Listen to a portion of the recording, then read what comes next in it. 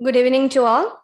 A very warm welcome to the third Jias Patnaguma Memorial Lecture that's being organized by Breakthrough Science Society Kerala chapter. As you all aware, Mr. Jias Patnaguma was the founder president of Breakthrough Science Society Kerala and an amazing individual in the field of science, history, culture, and whatnot. We have been organizing lectures for the past 3 years after his demise on 28 April 2018. In this third memorial lecture, we have the eminent journalist, writer, and author of the book Early Indians, the Story of Our Ancestors and Where We Came From, to give lecture on the topic How India Got People. It's a fortunate opportunity for all of us to have an interactive section with him. Because of COVID, we have certain restrictions, and so this event will be conducting in a hybrid mode. This will be live streaming on Zoom as well as YouTube. A similar gathering will be conducted at Calcutta also, that's being conducting. So let me take this opportunity to welcome the guest of the day, Mr. Tony Joseph, to this function on behalf of Breakthrough Science Society and all the participants who are gathered here. And I welcome Professor KP Saji, the president of this function, to this event. Welcome you, sir.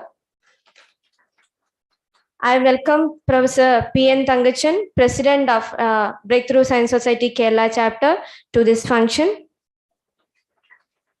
And I take this opportunity to welcome Dr. E. Srikumaran, the State Executive Committee member of Breakthrough Science Society, to this event. Last but not the least, I welcome all the participants of the event who are attending both online and offline.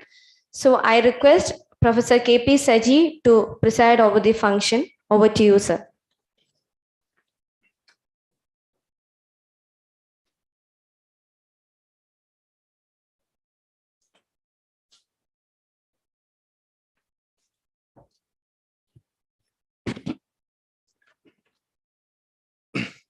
A very good evening to all of you.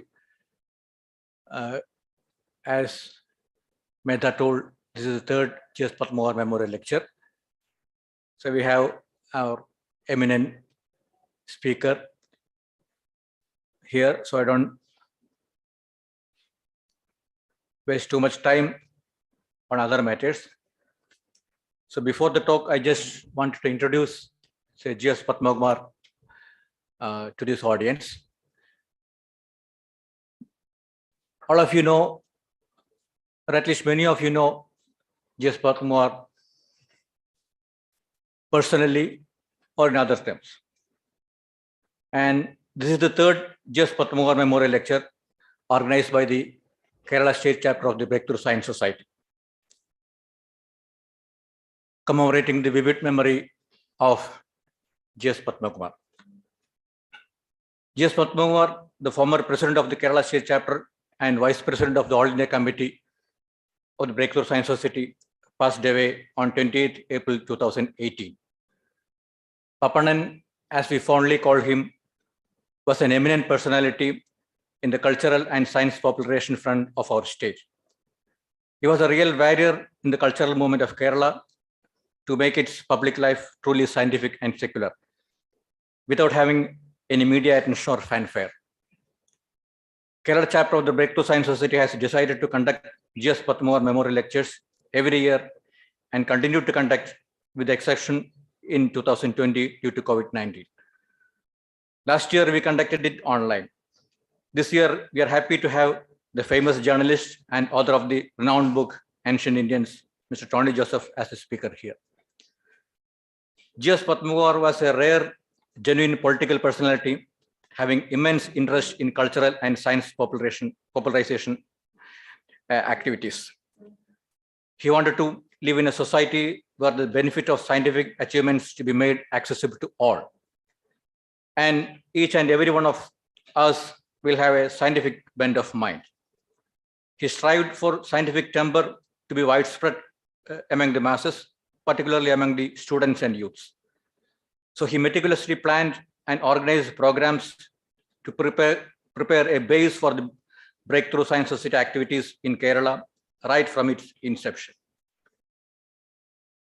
He could develop a band of activists all along the state and eventually a Kerala state chapter of the organization. Science for society, science for men, science in thinking is the motto of the organization, as we all know. In the initial stage, we stress on science in thinking, since only a correct understanding and realization of the scientific thinking can usher in a society into a progressive one. He inspired our activities to grasp this and conduct programs along this line. Jias Patnaguma was the source of inspiration in the publication of many books by BSS. Notable among them were the books on Einstein and Darwin. He was a voracious reader and he read to assimilate and invigorate others. He was a very good translator also. He found time and carried out all these activities while leading a dedicated political life. In that process, he became fatherly to many, brotherly to many others, and comrade in arms to many others. His premature demise was a real blow to the Breakthrough Science Society. We are trying to come out of this shock. This lecture series is one such program. We pledge here to carry out with our activities unhindered and with rekindled vigor. That was Jias Patnaguma, and hope we will continue to conduct these programs every year. So this time, as Mehta introduced the speaker, we have the renowned author, Mr. Tony Joseph here. So I invite Mr. Tony Joseph to deliver his speech. So before the speak, let Mehta introduce the speaker.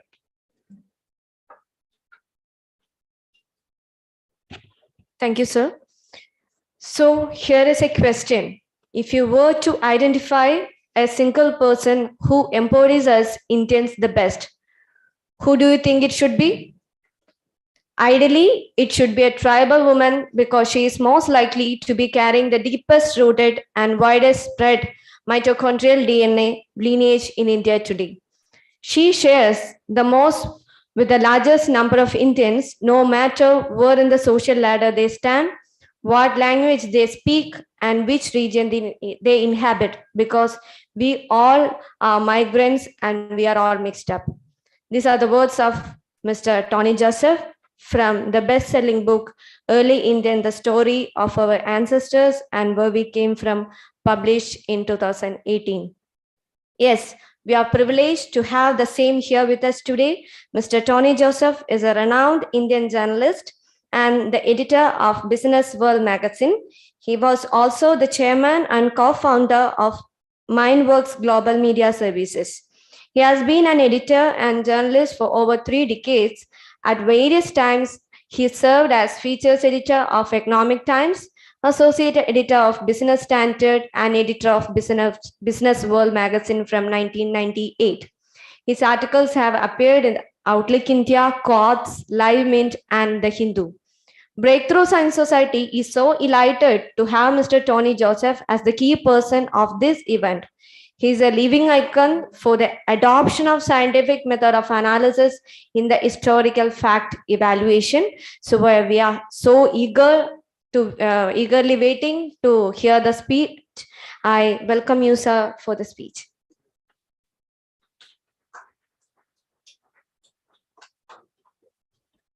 Yeah.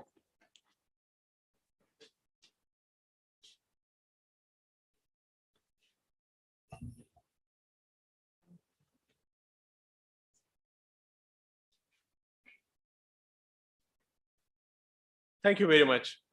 And thank you to every one of you who is here today, offline or online, and for your interest in the prehistory of the Indian subcontinent.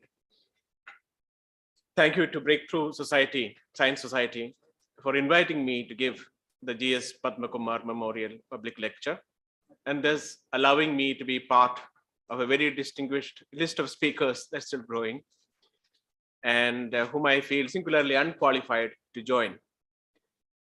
At a time when history has become contentious for non-scientific reasons, I think it is important for us to check and see what our understandings are based on and whether they tally with facts as uncovered by the latest research findings. So over the next hour or so, we are going to go deep into Indian prehistory to find how the Indian subcontinent got peopled. To do that, first we will talk about how the world got peopled, because how the Indian subcontinent got peopled is an intrinsic part of the story of how the world got peopled. You can't understand one without the other. And as a bonus, when you figure out how the world, how India got peopled, you will also get answers to questions that I'm sure all of us have grappled with at various points of time. Why do South Asians speak over 750 languages spread over 4 entirely different language families, from Indo-European to Dravidian to Austroasiatic to Sino-Tibetan? Why are they geographically spread as they are? Who were the Harappans? Where did they disappear? Do we have anything to do with them? How do we relate to them? And what accounts for the surprising cultural similarities between us? And what accounts for the surprising, equally noticeable differences between us? And why did it take more than 1,000 years once the Harappan civilization declined for cities to rise up in the subcontinent again? So all of these questions become clarified when you answer the single question: how did the Indian population form?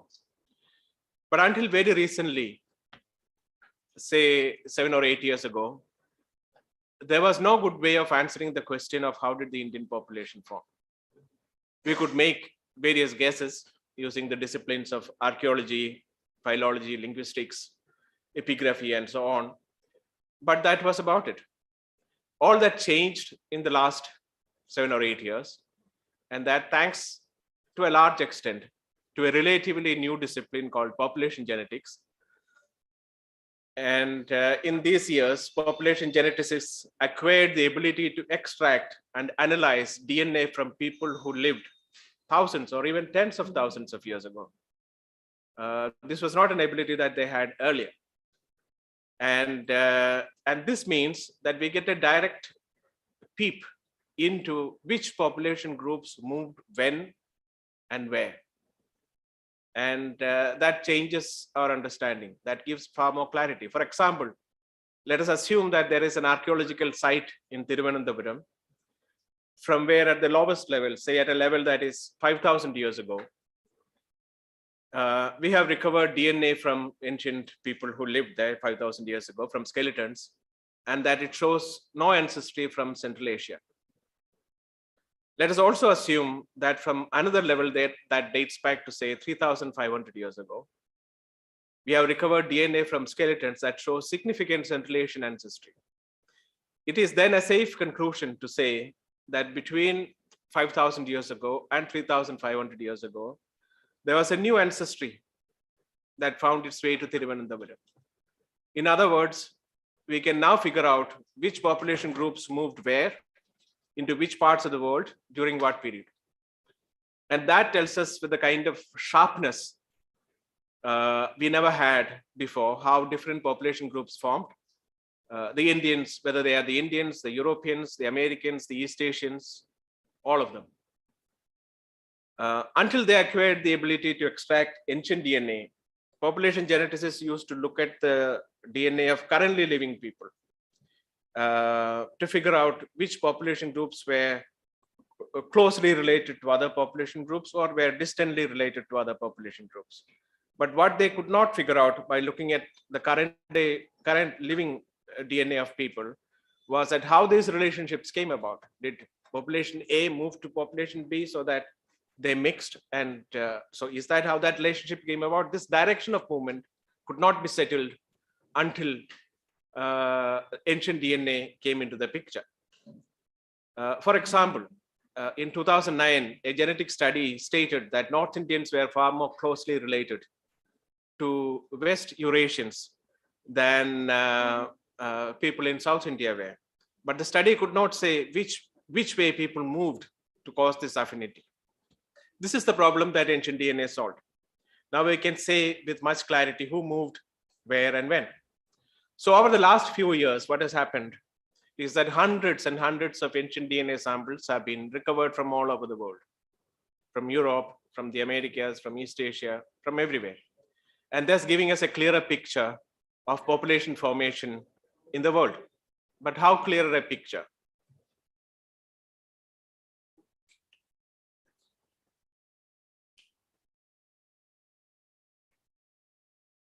This slide shows how the prehistory of the world is being rewritten.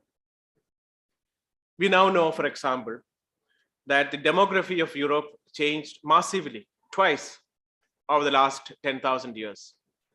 First, a population of early farmers from what is today known as Turkey and earlier as Anatolia moved into Europe about 9,000 years ago, mixing with or replacing the then existing hunter-gatherers of Europe, who had been there since 45,000 years ago.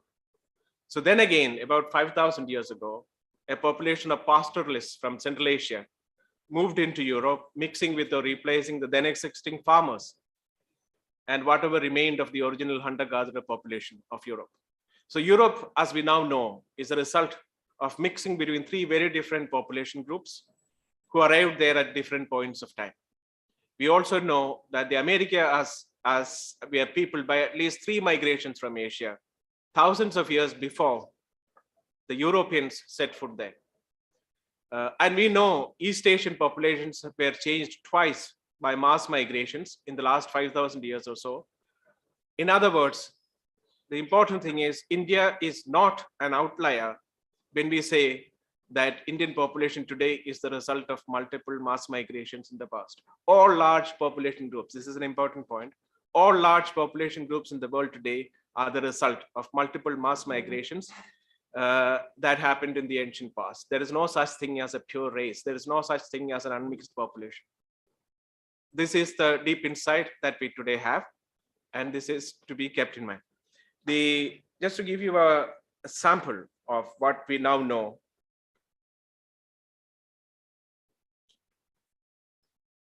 This is a reconstructed phase from the skeletal DNA of a person who lived about 9,100 years ago in Somerset, England.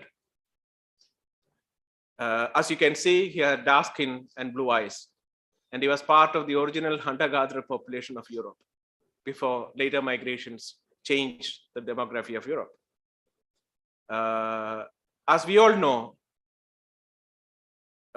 migrations have happened all the time across all regions in small and big ways. So how do we find a systematic and structurally sound way of thinking about ancient migrations and how they have shaped world populations? There is indeed a way.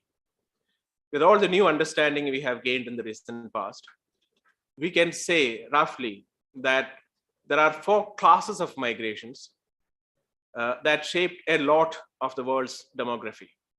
These four classes of migrations stand apart from migrations as we understand them today on normal human scale, such as the migrations happening in Europe today because of the invasion of Ukraine, or the migration of Rohingyas from Myanmar because of the actions of the Myanmarese army.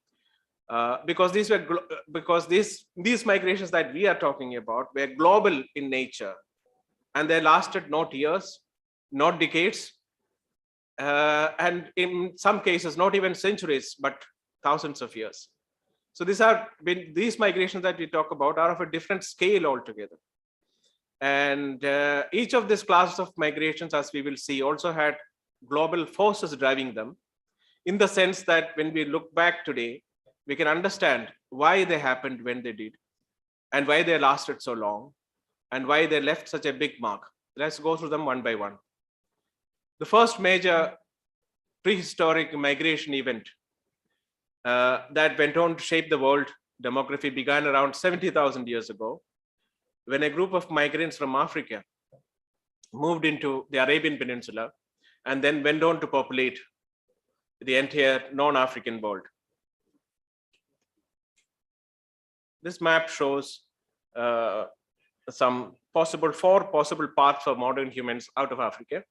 There's no evidence that the first two possible paths from Morocco to Spain, through the Strait of Gibraltar, and from Tunisia to Sicily were ever used.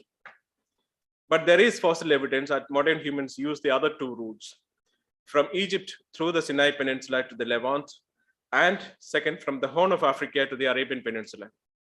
The first route, however, does not seem to have led to the peopling of the world for reasons we can only speculate about. Probably the dominating presence of Neanderthals in the Levant prevented modern humans from making much greater progress. But the second route, the so-called southern route, seems to have been the route taken by the out of Africa migrants, whose descendants today populate the world, whose descendants we all are. The last major continent of out of Africa migrants, the continent that out of Africa migrants populated, was the Americas. And that happened before 16,000 years ago. So between 70,000 years ago, when the first out of Africa, when the out of Africa migration happened, to before 16,000 years ago, a small band of Africans and their descendants, probably no more than a few hundred people to begin with, more or less colonized the rest of the world. How do we know this? From genetic evidence. If you look at the DNA of people living outside Africa today, you will see all of them descended from a small subset of the African population that existed 70,000 years ago. So as a consequence, actually, the range of diversity that we see among modern humans in Africa is much larger than the range of genetic diversity that we see among modern humans elsewhere in the world, because they have been there for far longer, and the rest of the modern human population comes out of this bottleneck. The next slide shows a rough modern understanding of how the world was initially populated between 70,000 years ago in different parts and over 16,000 years ago. You can see that different regions got peopled at different points of time. So the out of Africa migrations were the first major class of prehistoric migration that is global in its impact. So now we know the answer to the question, who were the first Europeans, who were the first Indians, who were the first Japanese, who were the first Americans, who were the first Australians. They were all descendants of the first out of Africa migrants who reached these different parts of the world at different times. So when much of the world was thus getting populated, a crucial thing happened. A glacial period intervened, beginning around 29,000 years ago, lasting till 14,000 years ago. It's a long time, 17,000. It's a pretty long time. And during glacial periods, much of the water gets locked up in ice. There is less evaporation, and therefore large parts of the world become arid and uninhabitable. So these descendants of Africans in different regions got isolated from each other for many thousands of years. This period saw these populations evolve along slightly different paths, accumulating small genetic differences between them. But it is important to remember that even today, modern humans across the world share 99.9% of their DNA. So when you talk about these genetic differences, you're talking about the things that you're talking about are small in the larger scheme of things.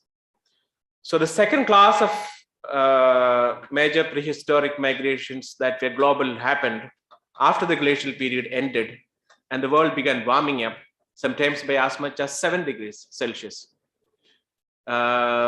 making the world much warmer.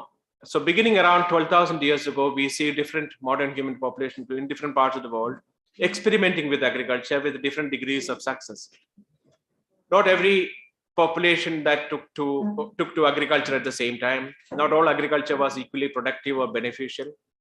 For example, people in Southeast Asia were among some of the very first to experiment with agriculture. But the raw material that they had to work with were experimented with cultivating yams, bananas, and other tubers. But these were either not very productive, or even if they're productive, they're not storable. And if they are not storable, it doesn't lead to, you can't do many things with it. You can't exchange it. You can't appropriate it from somebody else. You can't put other people to work so that you can. So there are many social things that do not become possible when things are not storable and are not productive enough. So there are many people who were, but there are some populations that were lucky enough to be in regions that had wild varieties of cereals that could be domesticated and cultivated, that were both highly productive and storable. And for example, people in Egypt, Mesopotamia, India, and China, they had cereals that they could cultivate. And when they started doing that, this changed the lifestyles as hunter-gatherers in these regions settled down and became farmers. And wherever modern humans took to cereal cultivation, what followed was a population explosion, because farmer populations grow when they finally settle down and figure out how it is to be done well. Farmer populations grow at a much faster rate than hunter-gatherer populations.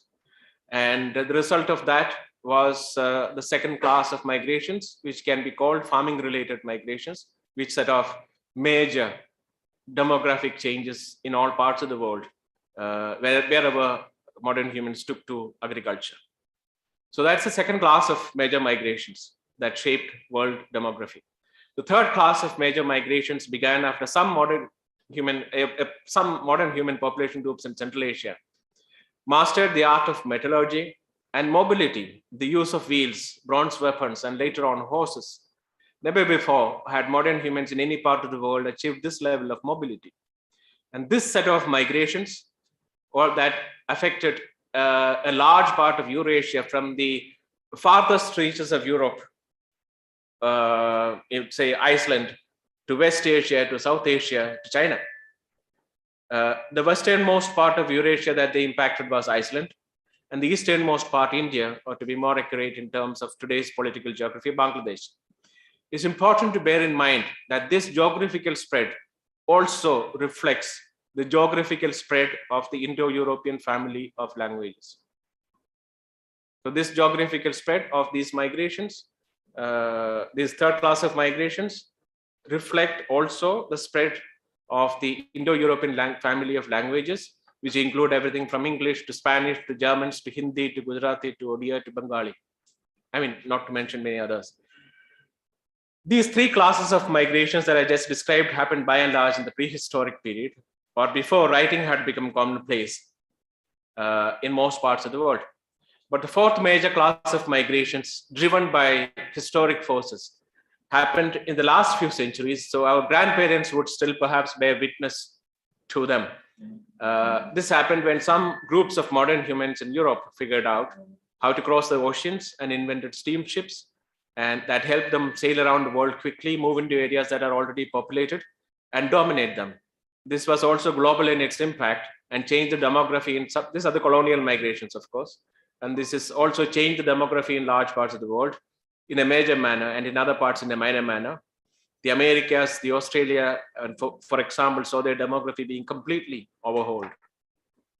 So these are the four global migrations that we just discussed. So the question is, that's how the world got populated. So where does now India fit in?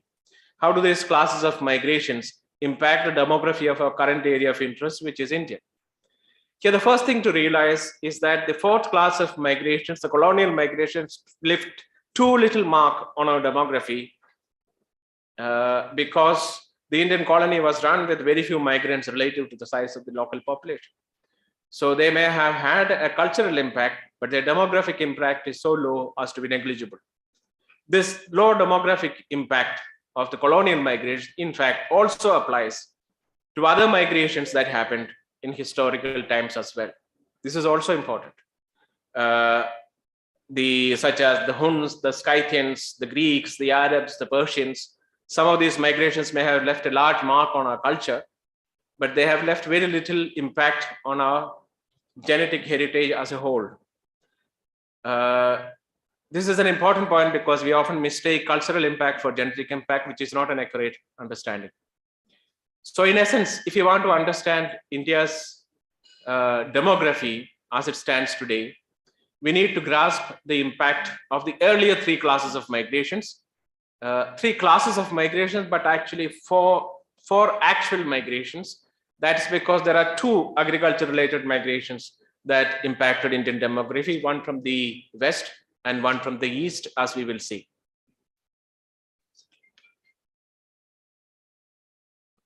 So the four actual migrations into India that belong to three classes of migrations. Let's begin from the beginning. So when did India get populated by modern humans? We know it had to be after 70,000 years ago, because that's when the out of Africa migration happened. But how soon after that? We do not have a direct answer to that question because we do not have sufficient fossils from the prehistoric period to answer that question. Because the tropical Indian climate doesn't favor the preservation of fossils. The earliest modern human fossil we have recovered in India dates to only around 28,000 years ago or so, and that seems too recent. But there is evidence from Australia and Indonesia that gives us a clearer indication of when they reached here. For example, we know from recent archaeological discoveries, as recent as 2018, that the earliest Homo sapiens were in Australia, at least by around 59,000 years ago. This is looking at the tools that they have left behind.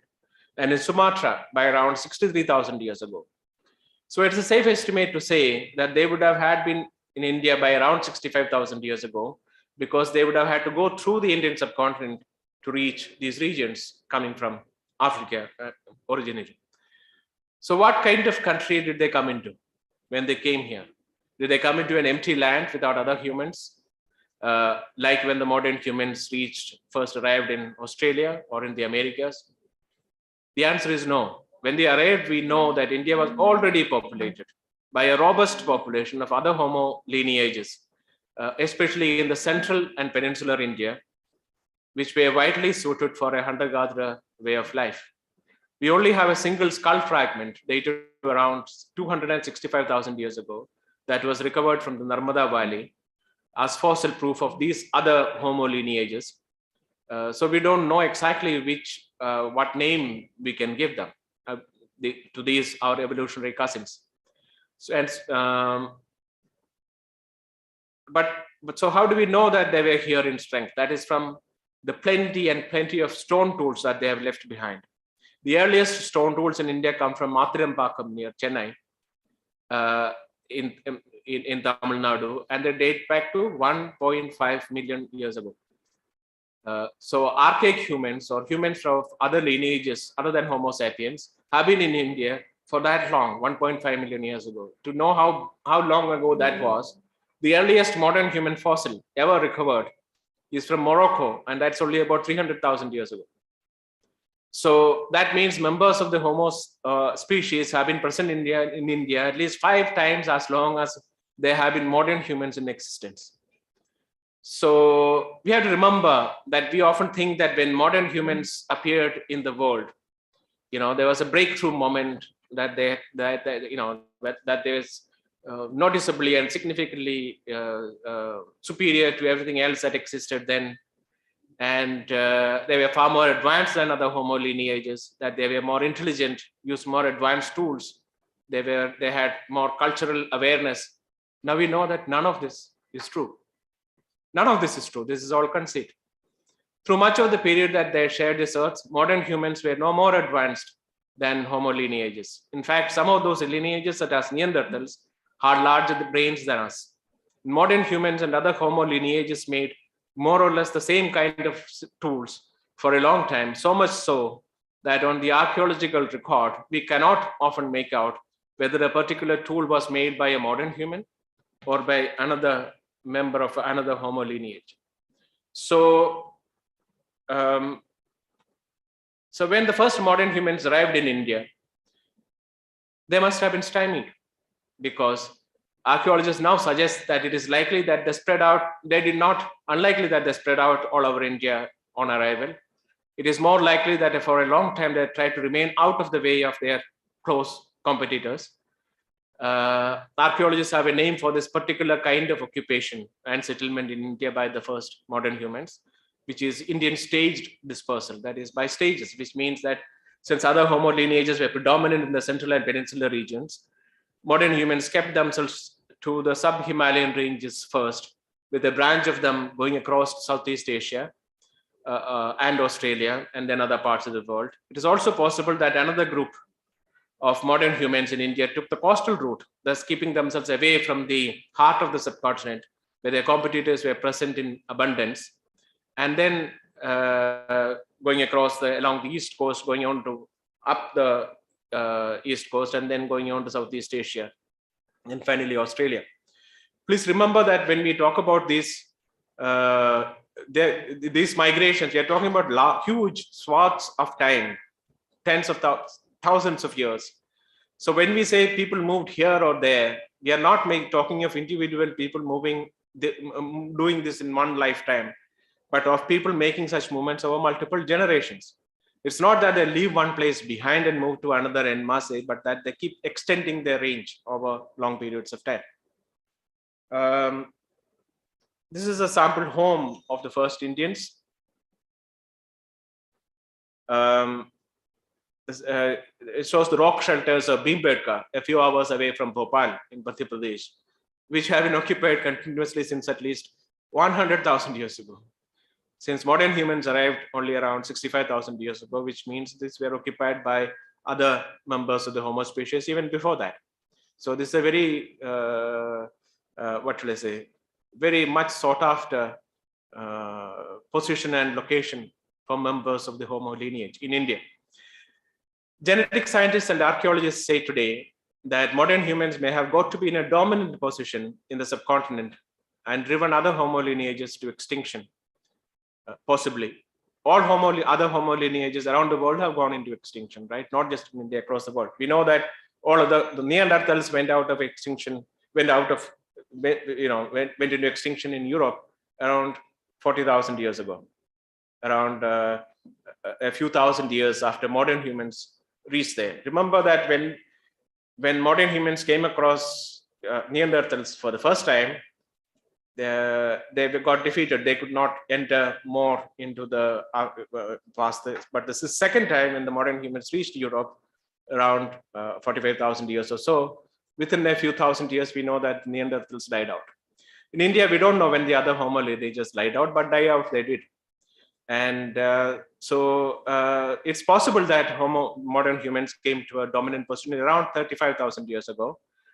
But why do we think that? Because both genetic, archaeological, and climatic evidence suggests that around this time, modern humans started extensively using an upgraded stone tool technology called microliths, or tiny stone tools, often only a few centimeters long, which could have been hafted onto bones or wood and used as spears, arrows, and so on. This technology had been in existence for quite a long time, but what we see around 35,000 years ago is that it's spreading across rather dramatically across the subcontinent. Climatically, this is around the time when the world was slowly moving towards the glacial age that we talked about. And there is the beginning of a long period of aridity that turned what were once luxurious grain lands into deserts. Genetic evidence also suggests around this time a sudden and sharp expansion of the modern human lineage in India. So with all this put together, we could assume that 35,000 years ago, roughly, is when modern humans got to be in a dominant position. That's around 30,000 years after they arrived in the Indian subcontinent. So the question is, where can we find them today, their descendants, the descendants of these first Indians? Do we have to go to the Andaman Islands? There is a surprising and simple answer to that, and that it is no. We only have to look into the mirror or look around. Over half of the ancestry of modern human, of the most Indian population groups in India, in the subcontinent today, still come from the first Indians who arrived here 65,000 years ago. This is not something that we knew in this manner much earlier, but now we know this. Of course, people of the Andaman Islands did not experience many of the later migrations, since it is geographically cut off from the mainland. and therefore they mixed less with later arrivals. But the ancestry of the first Indians forms the base of the Indian demography, or in the language of my book, the base of the Indian demographic pizza. Without it, there is no Indian demography. So that takes us then to that's the first class of migrations, the original peopling of the subcontinent. That then takes us to the second class of migrations, the agriculture related or Neolithic class of migrations. The earliest evidence for agriculture in the Indian subcontinent comes from a place called Mehrgarh in Balochistan in today's Pakistan. This dates to around 9,000 years ago, or 7,000 BCE. And when we start to see evidence of wheat and barley cultivation and animal rearing, especially of goats to begin with. There is another place called Lahore-Rewa in the Middle Ganga plain in today's Uttar Pradesh, which also has evidence of wild rice harvesting around the same time. But we do not know whether when the transition happened from wild rice to domesticated rice, to deliberate cultivation of domesticated rice.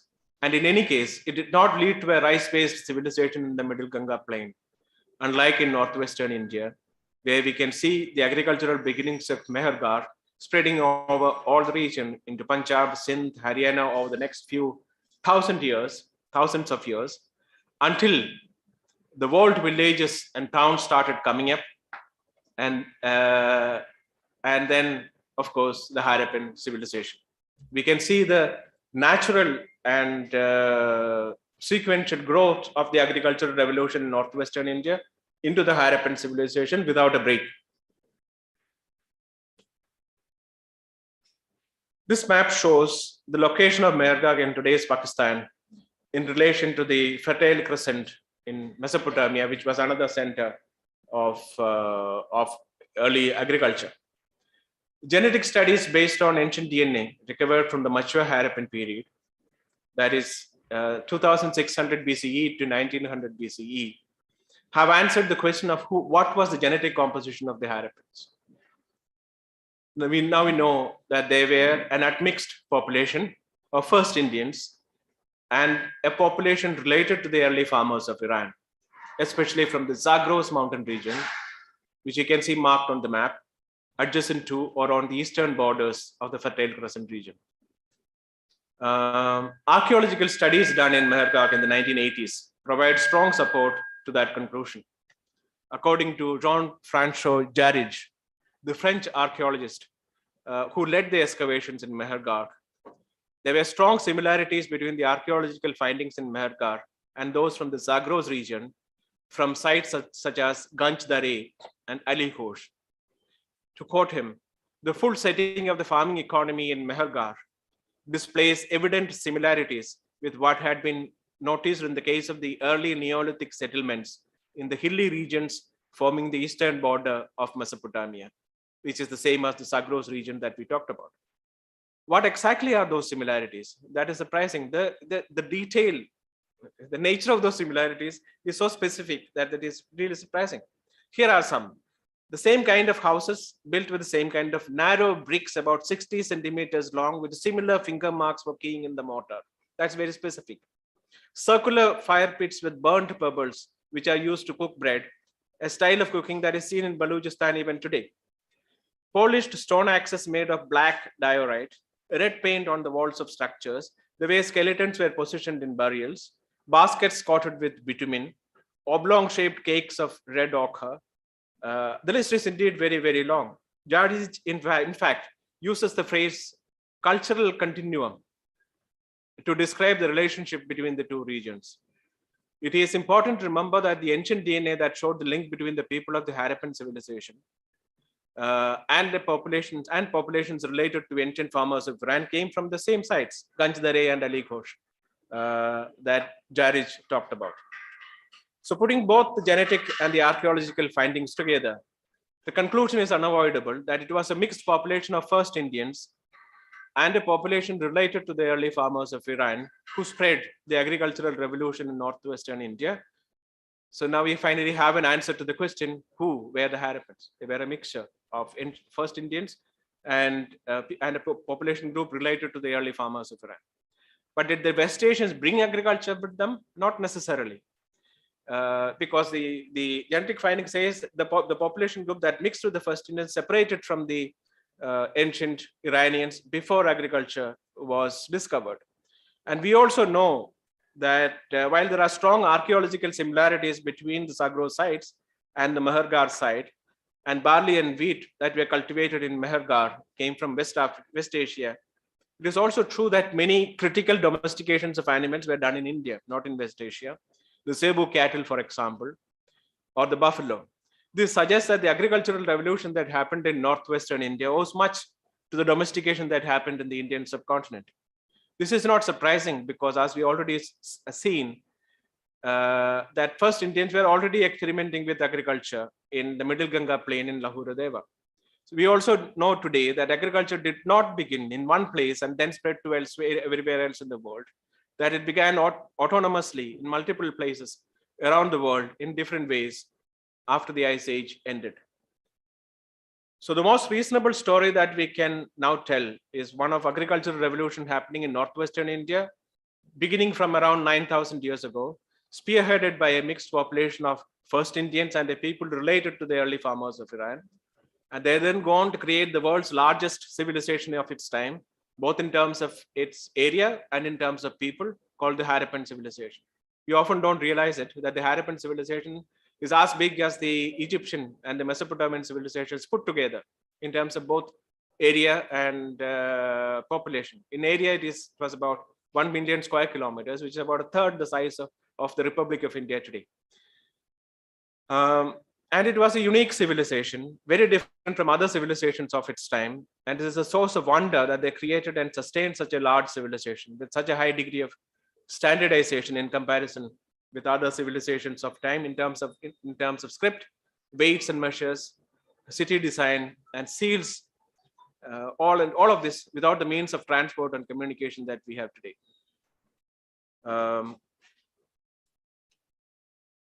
That's the extent of the Harappan civilization, or the Indus Valley civilization, as it used to be called, in its mature phase. As we all know, the Harappans traded extensively with the people of the Mesopotamian civilization, and even established settlements in places such as Oman to facilitate such trade. But despite this close connection, one cannot but notice the dramatic differences between the two civilizations that thrive around the same time. In the Mesopotamian civilization, you will see large temples known as ziggurats. And we also know that these were the power centers that controlled the cities of Mesopotamia. In the Harappan civilization, you will see no such large temples.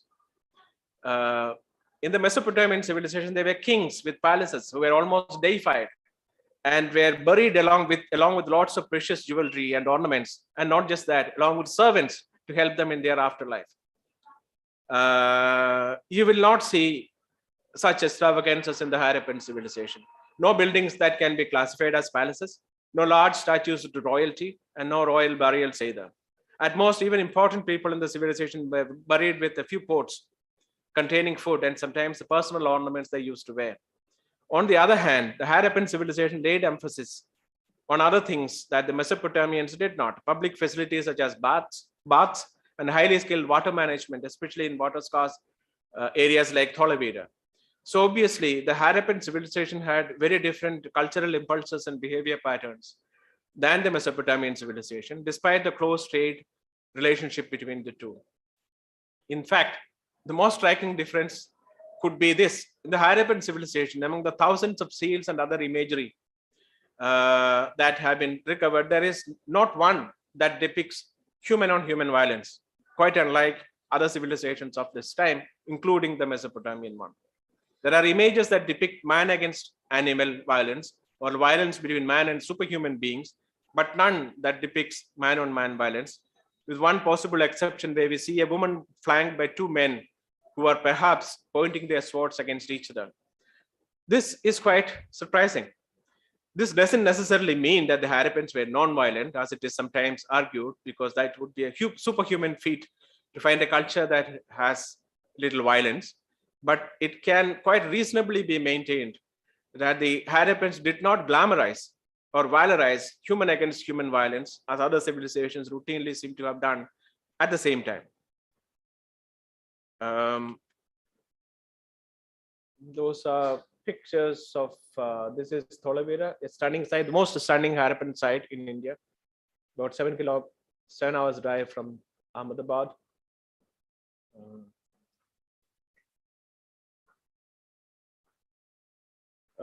Before we, I will drop the part about the linguistics, but essentially linguistics also supports the conclusion that we have arrived at through genetics and archaeology, that there was connections between the Harappans and the early farmers of Iran, especially from the Zagros region. I can talk about it later. If we essentially,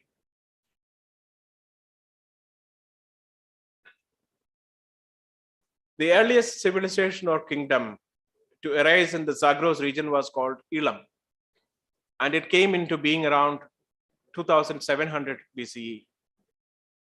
The language spoken by its people, which went extinct 2 millennia ago, is called Elamite today. We know that genetics and archaeology suggest a link between this region, Zagros region, and northwestern India that goes to around 7000 BCE.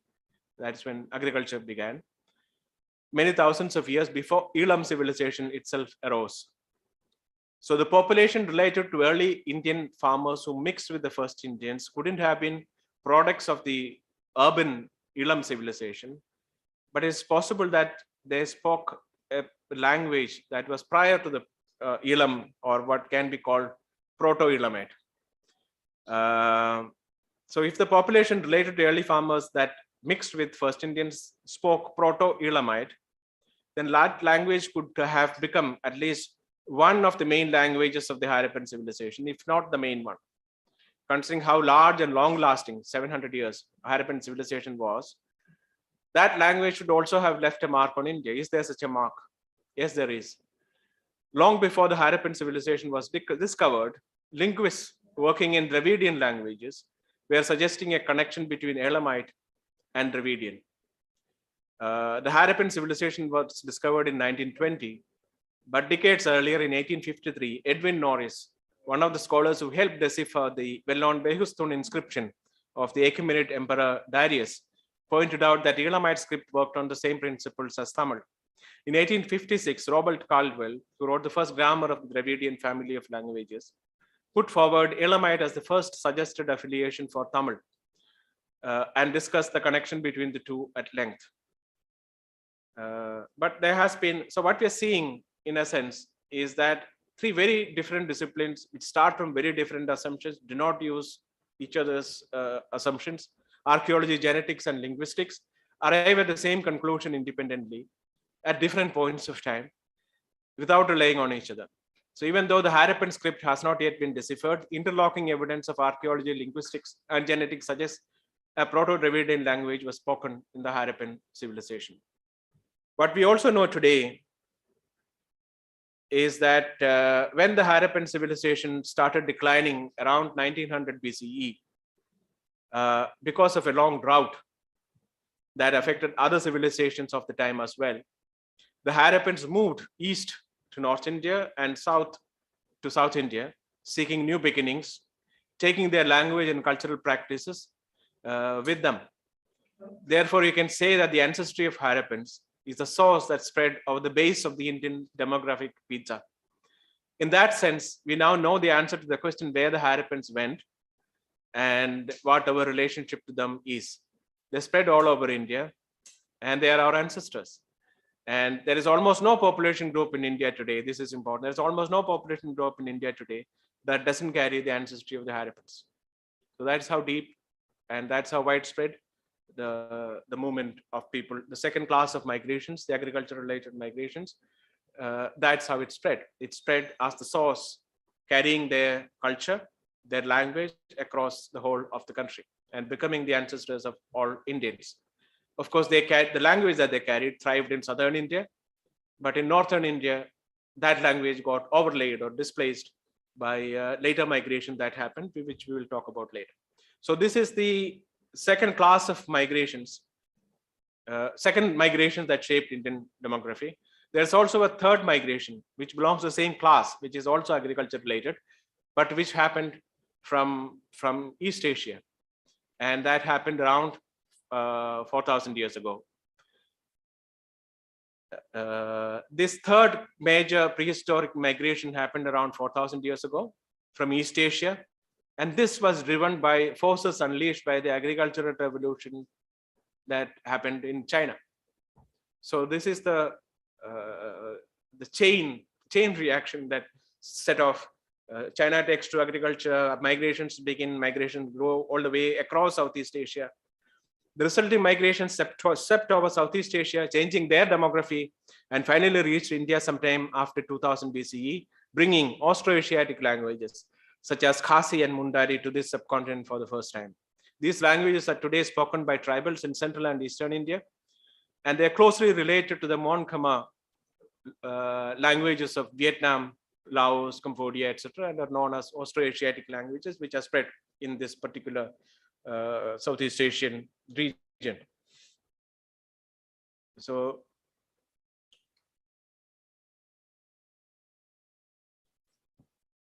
for a long time, there was a debate about whether Austroasiatic language speakers had spread from India to Southeast Asia, and even whether they were the earliest modern humans in India. What settled the issue once again was research based on DNA, ancient DNA, that was published as recently as 2018.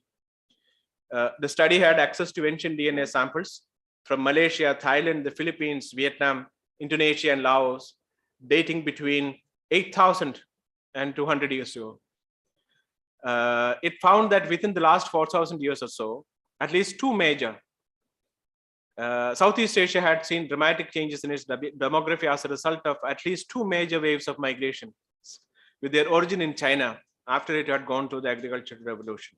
One migration took the inland route, which accounts for the spread of Austroasiatic languages that we spoke about in maritime Southeast Asia, and came through Malaysia, Indonesia, and the Philippines, and the islands of the Pacific Ocean. Took an island hopping route, accounting for the spread of Austronesian. After it had gone through, one migration took an inland route, which we talked about, which is the Austroasiatic languages. The other migration took an island hopping route, accounting for the spread of Austronesian languages in maritime Southeast Asia, including Malaysia, Indonesia, and the Philippines, and the islands of the Pacific Ocean and Madagascar. India was untouched by this second island hopping route of migrations. Therefore, we do not have Austronesian group of languages in the country. This then brings us to the last of the four major prehistoric migrations, the one that brought Indo-European languages speaking people who call themselves Aryan from the Central Asian steppe region, from around the region today known as Kazakhstan.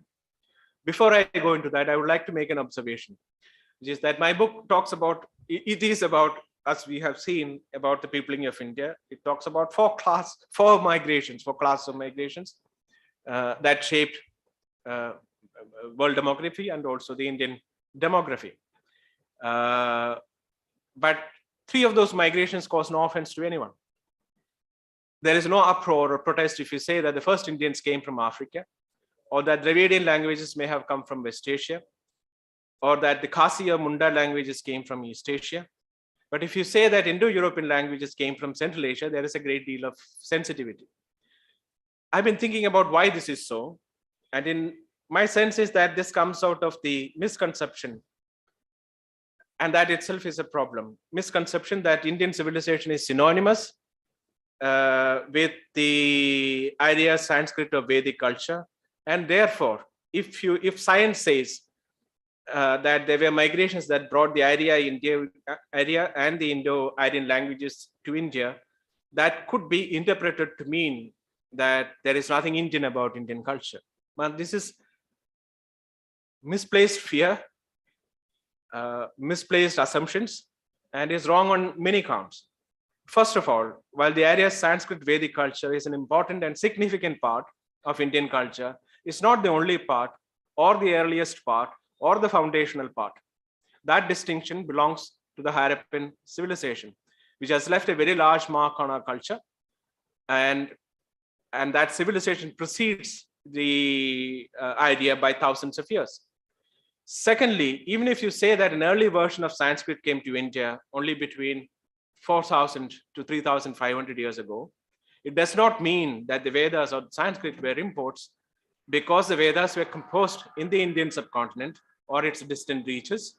And even the earliest Sanskrit already shows that we know, that's the Rigvedic Sanskrit, already shows the impact of pre-Aryan languages, visible from the retroflex consonants such as ta, da, na, which even Rigvedic Sanskrit has, and which other Indo-European languages do not have. So in essence, what you're saying is that the earliest language that we know is already a result of the interaction, is already impacted by its interaction with pre-Aryan language groups. We are a multi-source civilization, not a single-source civilization, as we sometimes assume. And our history is a history of multiple migrations that shaped our culture, and that features borrowals, adaptations, adoptions over thousands of years. And that's the story of all large population groups. This is not something that is unique to us. But the way that we have mixed and matched and borrowed and adapted and adopted, that is unique to us, and that will take another lecture another time. But how exactly do we know that migrants from the Central Asian steppe reached India 4,000 to 3,000 years ago? As usual, recent genetic research based on ancient DNA provided the finishing touch. But these research findings tally with earlier research based on DNA of currently living populations, as well as research in other disciplines, particularly linguistics. For example, as we saw earlier, it's well known that Indo-European languages are the largest family of languages in the world.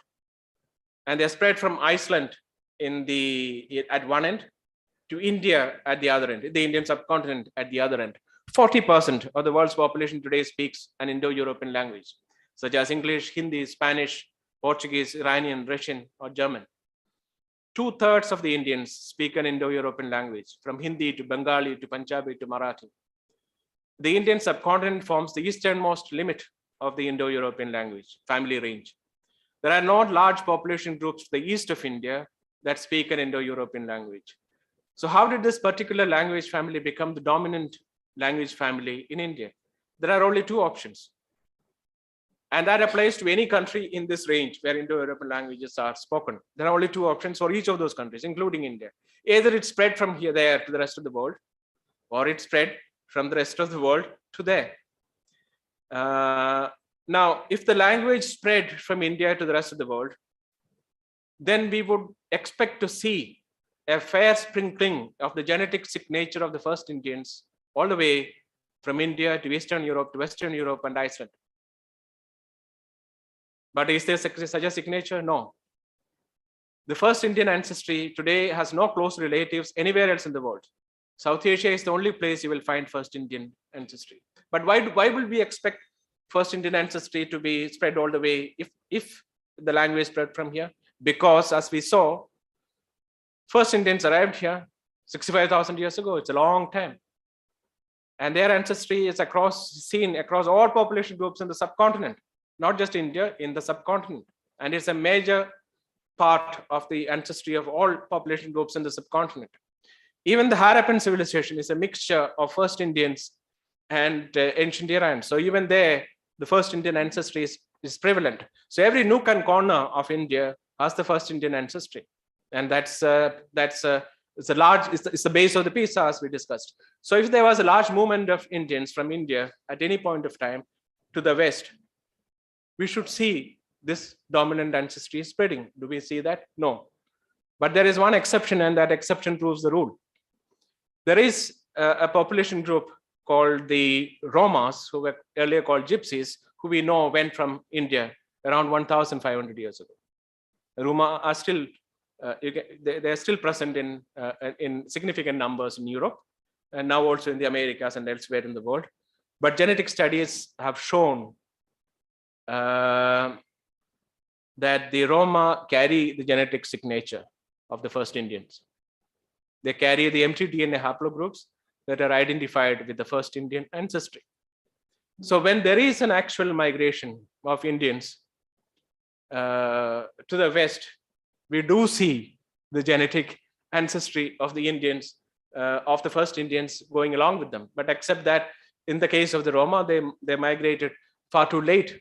By the time they migrated, Indo-European languages had already been spread across this wide region, and therefore they could not have been the spreaders of that language. So this circumstantial evidence of language spread and migrations was given a boost in 2019 when a new paper co-authored by scientists from around the world, over 100 scientists, using ancient DNA from Central Asia and South Asia, arrived at very clear conclusions. The study said until around 2100 BCE, there is no evidence of Central Asian and steppe ancestry in the Indus periphery or in regions surrounding it, such as Bactrium, Aryan archaeological complex, a well-known civilization that the Harappans were in regular contact with. But after that period, after 2100 BCE, we begin to see evidence of such ancestry in these regions.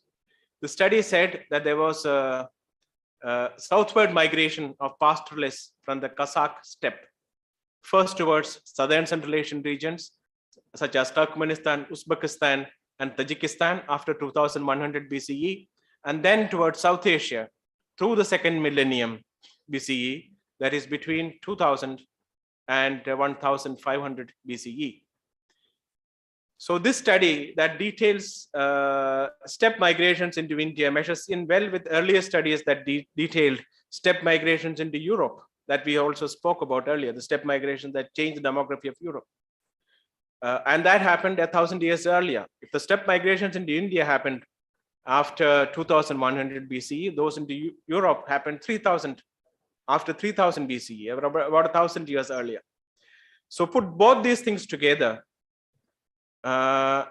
we see migrations that map exactly as the spread of the Indo-European language family in Eurasia.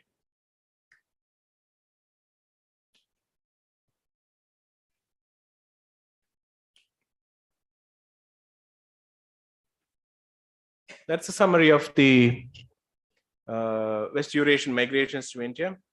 And this completes the 4 prehistoric migrations that brought in the major components that form the Indian population today.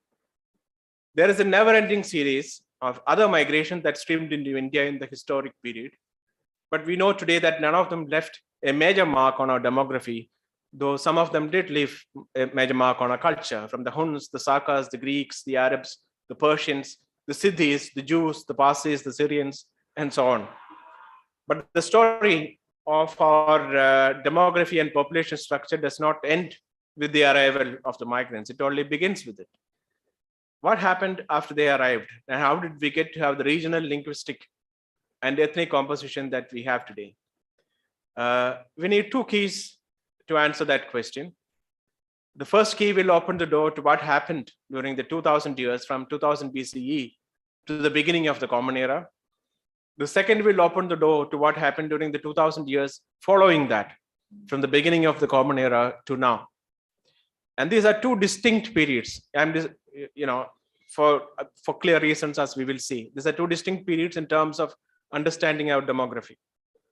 Let's try and open the first door, the period from 2000 BCE to the beginning of the Common Era. If someone were to ask you, which was the most tumultuous period in the history of the Indian subcontinent, you should have no difficulty in answering it. It is this period between 2000 BCE and the beginning of the Common Era. Why is that? Imagine all that happened. The world's largest civilization of its time, the Harappan civilization, began to fall apart after 1900 BCE because of a long drought. And people who kept that civilization going for long moved east towards North India and south towards South India, seeking new fertile land, while the old cities of the Harappan civilization began to crumble. A new set of migrants streamed in from the east, speaking a different Austroasiatic language, and bringing new plans and practices. Then again, another stream of migrants come from the steppe through the northwest, bringing Indo-European languages and another new set of cultural practices and beliefs. The migrants from the steppe had mastery over horses and metallurgy, and they established dominance over North India, forcing a language shift from pre-Aryan language to Indo-European languages. Genetic research says that this 2000-year period, which is the most tumultuous period as you saw the mixing of the kind that had never been seen before or after. Genetic mixing of the kind that had not been seen before or after. By around 2000 BCE, all the four major components of the Indian population, by around 1500 BCE, all the major components are in. The first Indians, the people related to the early farmers of Iran, the East Asians and the Central Asians. And what we see happening next is mixing between these populations in such a way that no Indian population group was left untouched. And this is surprising. If you today analyze the DNA of any population group in the subcontinent, no matter in how remote a region, you will find that it carries mixed ancestry to differing proportions, of course. The only population group that mixed this mixing to this extent was the Andaman Islanders to a large extent, and that because they were cut off from the mainland. And even that changed to a large extent after the British arrived, because they brought in a lot of migrations from the mainland. But what is remarkable is that genetic research says that this mixing came to an end or begins coming to an end around 100 CE. That's about 2000 years ago, when endogamy, or the practice of people marrying within their own groups, took off or took hold. Since endogamy is a distinguishing mark of the caste system, we can surmise that this is the time around when the caste system fell in place. In other words, the caste system in its full impact, or as a full system, did not begin with the arrival of the Arya as used to be commonly believed, but began as a full-fledged system almost 2000 years ago. One way to grasp this information is to look at the caste system not as a religious practice that began with the arrival of the Arya, but as a political development that happened around 100 CE. The idea of endogamy or the racial purity may have been present among a small subset of the incoming steppe population before 100 CE. But after that period, that sentiment or approach to life that is practiced by a small group became the dominant social practice across the subcontinent. We do not know the precise political developments that led to this, but at least we now know the time period of when this major change occurred. Though my book offers some pointers, it's an area that definitely requires new research, new and intensive research. The practice of endogamy, or in other words, the caste system that has been in practice for 2000 years, has left a major mark on Indian society, says genetic research. For example, the genetic difference between people in a single Indian village is 2 to 3 times today that between North Europeans and South Europeans. You know, when there is geographic distance between large population groups, there is a genetic difference that appears over time. But that's because but to have significant genetic difference when there is no geographic distance is odd, and that is the oddity that is the result of the caste system. That the genetic difference between people in a single Indian village is 2 to 3 times the difference between North Europeans and South Europeans. So this is one way to look at and understand the Indian population structure. 4 prehistoric migrations that provided the moving parts or basic components. A 2000-year period of mixing that ensured that almost all population groups in the country are a combination of these 4 components to different proportions. In the north, you will see more of the West Eurasian ancestry. In the east, you would see more of the East Asian ancestry. In the south, you would see more of the first Indian ancestry. But all groups are mixed. So, and then a 2000-year period of genetic segregation, which happened after the mixing, that has created a large number of what can be called small populations, because they are cut off, you know, they're distant from other groups even in the same region. There's also another visual method that helps us understand the Indian population structure, the metaphor of the Indian demographic pizza, where the base is the ancestry of the first Indians, the descendants of the original out of Africa migrants who reached here 65,000 years ago. And this is because we know from genetic studies that the ancestry of the first Indians accounts for 50 to 65% of the ancestry of most Indian population groups today. So this is the most substantive part of the Indian or South Asian ancestry. Without that base, there is no Indian demographic pizza. On top of this comes, as we said, discuss the source, which are the Harappans.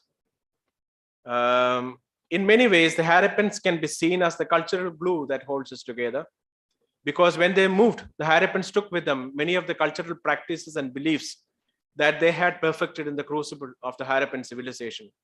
And these have now been integrated into the lives and belief systems of Indians, both in the north and the south. For example, the way we build our houses around courtyards, that comes from Harappan practices, the way they built their houses, or the way that we consider people tree sacred. There are many seals in the Harappan civilization that show people bowing before a people tree with a deity inside. On top of the sauce, then comes the cheese and the toppings and the various migrations that happened earlier. So this is about as much as we can say about the way our population is structured and distributed based on current findings. Very broadly, one can expect the eastern parts of India, as I said, to carry relatively more East Asian ancestry, the northern and western parts of India to carry more West Eurasian ancestry, and the southern parts of India to carry relatively more First Asian ancestry, but all population groups are mixed, and we are all migrants. And there are a few quick summations that can be made, a quick point that we can take from what does all this mean. One of the things that we can say is that no matter where in the caste hierarchy you stand, no matter what language you speak, no matter what region you inhabit, no matter what religion you follow, all population groups in the Indian subcontinent carry the largest ancestry. The largest ancestry that they carry is the ancestry of the first Indians. The closest relatives that all Indian populations have are the tribals. Why? Because the largest share of the ancestry is with the tribals. Because until now, many others used to look at the tribals as very different from them. But we know now that's not true. The closest relatives that the rest of the population has in the world are the tribals.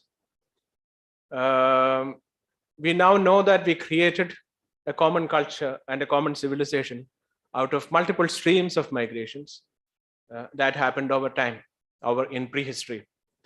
And we also know that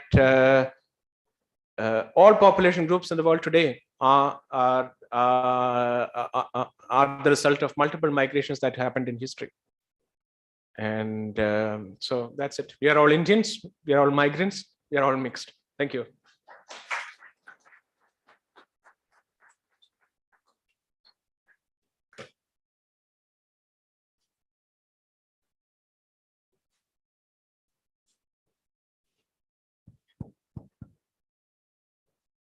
Thank you, sir.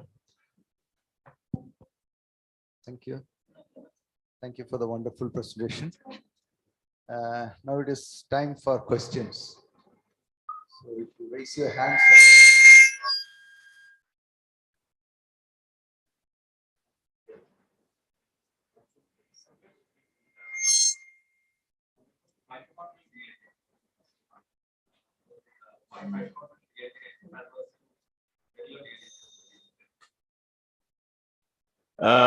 The genome that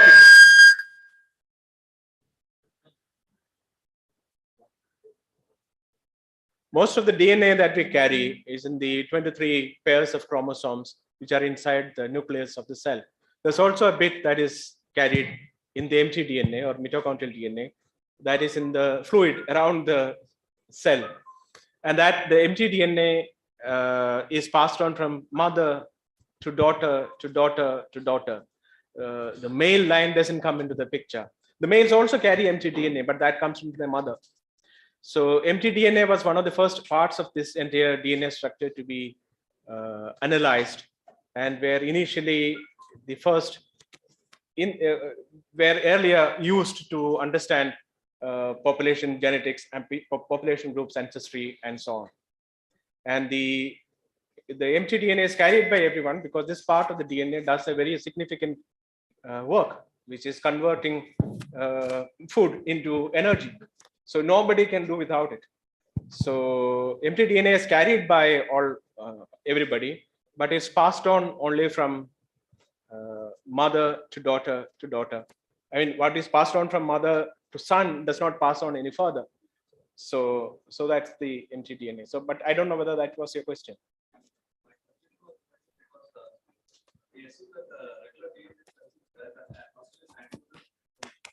Yeah. That's a nuclear DNA. So Yeah. mitochondrial DNA, in contrast, would be around maybe 5-10%. I'm not Even I'm not a less. science student, so I'm not very clear on that. Even less. So even less. So how does it? I mean, if someone questions the genetic background of this thing, But none of this is based on mtDNA. It's based on the whole genome sequencing today. whole genome. All of this research that this presentation was based on, which are is based on whole genome sequence. There was a time when whole genome sequencing was too expensive and was not done, and people used to go by haplogroups and so on. But that period is long over. Today, when you study population genetics, the major studies are all done mostly using whole genome sequence.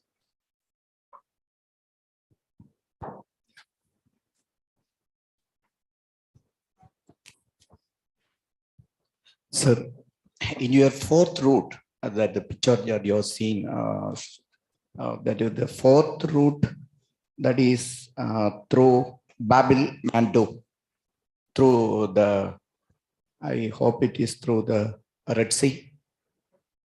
How is it possible? Any boat race, a boat was found at that time? It could have been. It could also have been. Depends on the period that we're looking at. Because if you're talking about glacial periods, there can be, the water could be much less. But at any point of time, you would have had to cross some amount of water, but much less than what it is today. One of the estimates is that it is about 1/3 of the distance that it is today. And it's likely that they had, it's possible that they had ways to move over water. Anybody?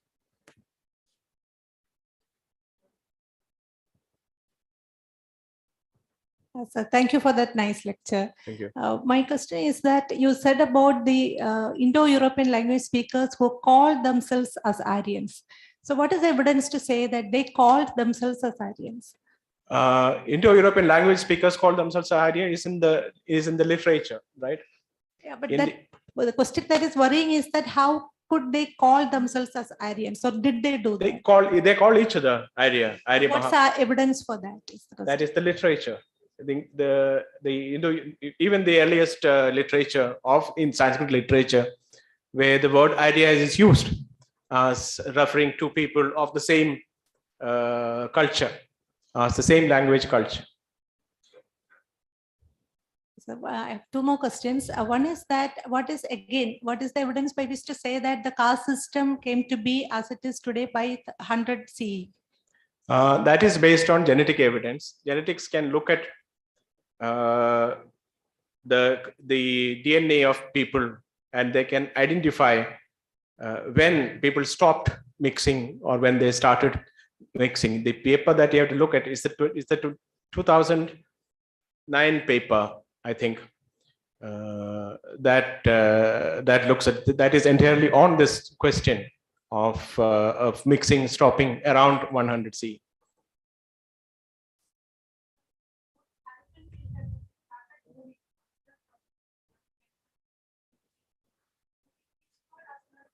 Correct. Please, what is the evidence for that to really establish that they moved eastward, perhaps because of the Indo-Gangetic plain civilizations? But what's evidence that they came down? Because again, genetic evidence that suggests, which is what I said, all population groups in India today carry the ancestry of the Harappans. There are 8 population groups that do not carry the ancestry of the steppe. They have the steppe ancestry, all of them in the south. But these are small population groups. By and large, everybody, there are steppe ancestry that is carried by other population groups. But yeah.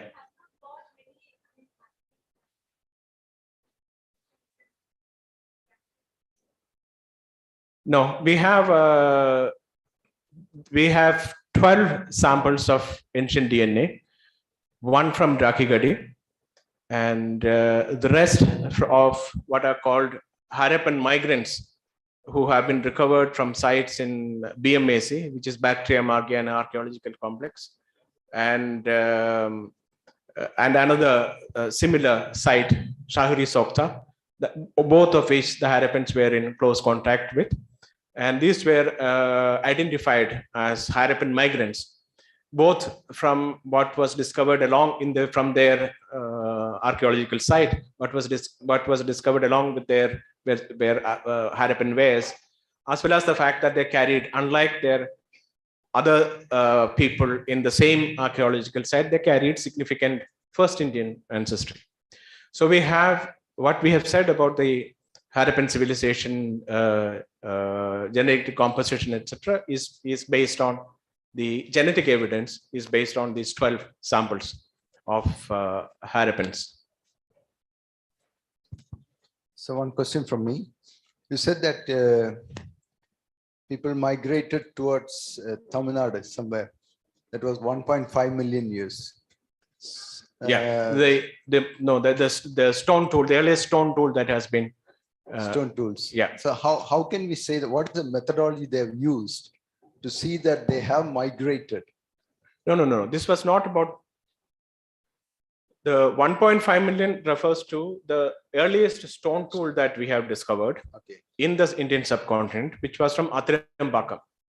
1.5 that we know that stone tool could not have been a modern human, because modern humans did not exist then. The earliest fossil we have from modern humans is 300,000 years ago, and that too we can still see it's still in the making. So this was a pre-modern human, but a Homo species that built those. We don't know what name we can call it. So the only reason for saying that they would be migrants is that all of this would have come from Africa at some point of time. Okay. And yeah, just a moment. There are people on the Zoom platform as well. So if there are any questions, please raise your hands. You will be called for the question.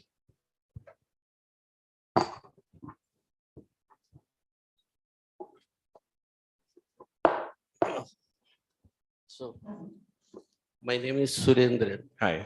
So in the course of this migration from that of what you call Western Europe to that of West Asia, we came to understand that there had been so much of influence in the Indo-European language in our civilization. Sorry, could you say that again? Indo-European language. Yeah. In India, in the sense that we came to understand that even though it is from Germanic language that the English, Anglo-Frisian or the Anglo-Saxon language and the modern English has come. Could you see any kind of hesitancy from the part of the philologists to accept the fact that a lot of Sanskrit words and Indian words have entered into that of the Indo-European family of language, in Germanic language and English language? Any kind of hesitancy from the part of the philologists to accept? Sanskrit itself is a part of the Indo-European family of languages. But I think that it has been now only after a lot of time that they could just, that means the Europeans could recognize that fact. Has it been on the basis of any kind of discrimination from the part of that? I do not, I'm not sure that I'm getting the, Sanskrit has always been there, recognized definitely, as a part of the Indo-European family. Majority of the words, lot of words, even from Malayalam, even from Hindi and Bengali, and what you just see that Punjabi language has gone, Karnataka has gone. Yes. But there has been a discrimination from the part of all kinds of European philologists or linguists to accept that fact, having a discrimination for that, from that effort. Discrimination in terms of what? In terms of not accepting that means accepting that fact as historical evidence, historical fact.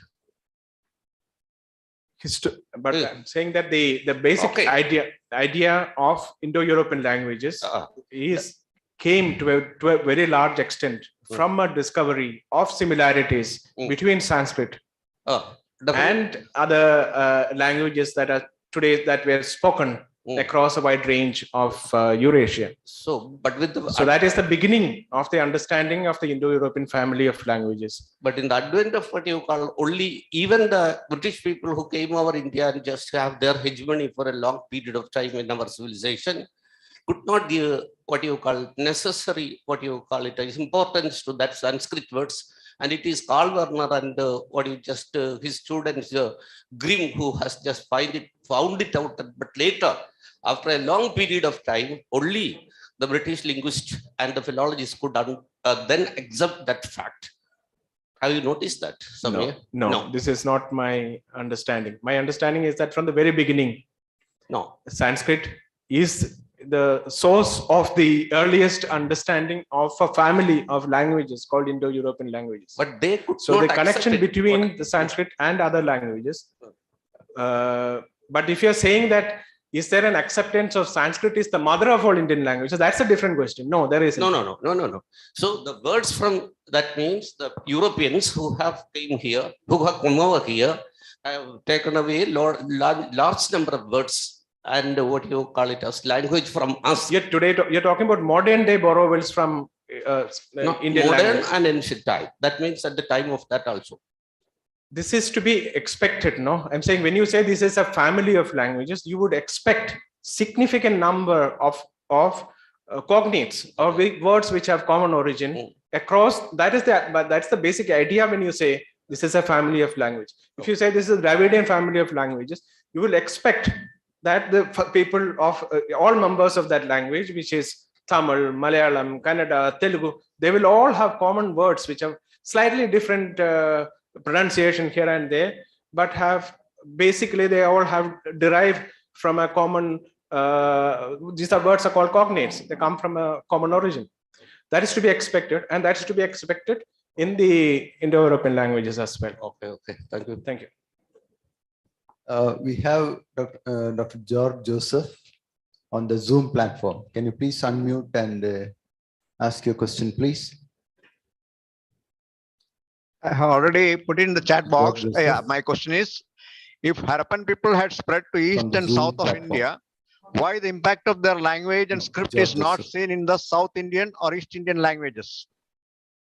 Meanwhile, there is one question from YouTube. How do you put such precise ages to migration? How are they dated?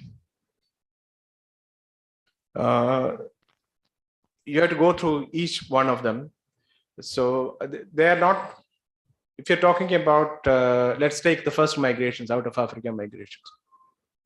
We today know there are multiple factors go into that. I mean, a good part of the first chapter of this book is about that. So I suggest to read that, but to give an inkling, if you look at the haplogroups of all Y haplogroups of people outside of Africa, you will see that they all follow something called, they are all descendants of one haplogroup that existed around 70,000 years ago. So that tells you that migration could not have been much before that period. So this fact gives you a certain indication of when could that migration have happened. Then you have to look at, there are periods of climatic, what I call MIS stages, which is we're talking about glacial ages, periods that make crossing of parts feasible or not feasible. You have to take into those categories into account. Sometimes you have to take into account fossil evidences, like as I said, as we use fossil evidence from Australia and Southeast Asia to arrive at the date of the approximate migration. The 65,000 date for the arrival of modern humans in India is an approximation. It is not exact at all by any stretch of imagination. You can only say that we know that modern humans out of Africa migration happened around 70,000 years ago. We know that there's evidence of modern humans in Australia by 59,000 years ago, in Southeast Asia by 63,000. That's what I'm saying. These are, it would be unnecessary, both unnecessary and infeasible to look for accuracy in the dating of migrations. You can have a broad range of the dates. Yes, Mr. George Joseph, please unmute and yes. Please unmute. You're still muted, sir. Please unmute. Mr. George Joseph, please unmute.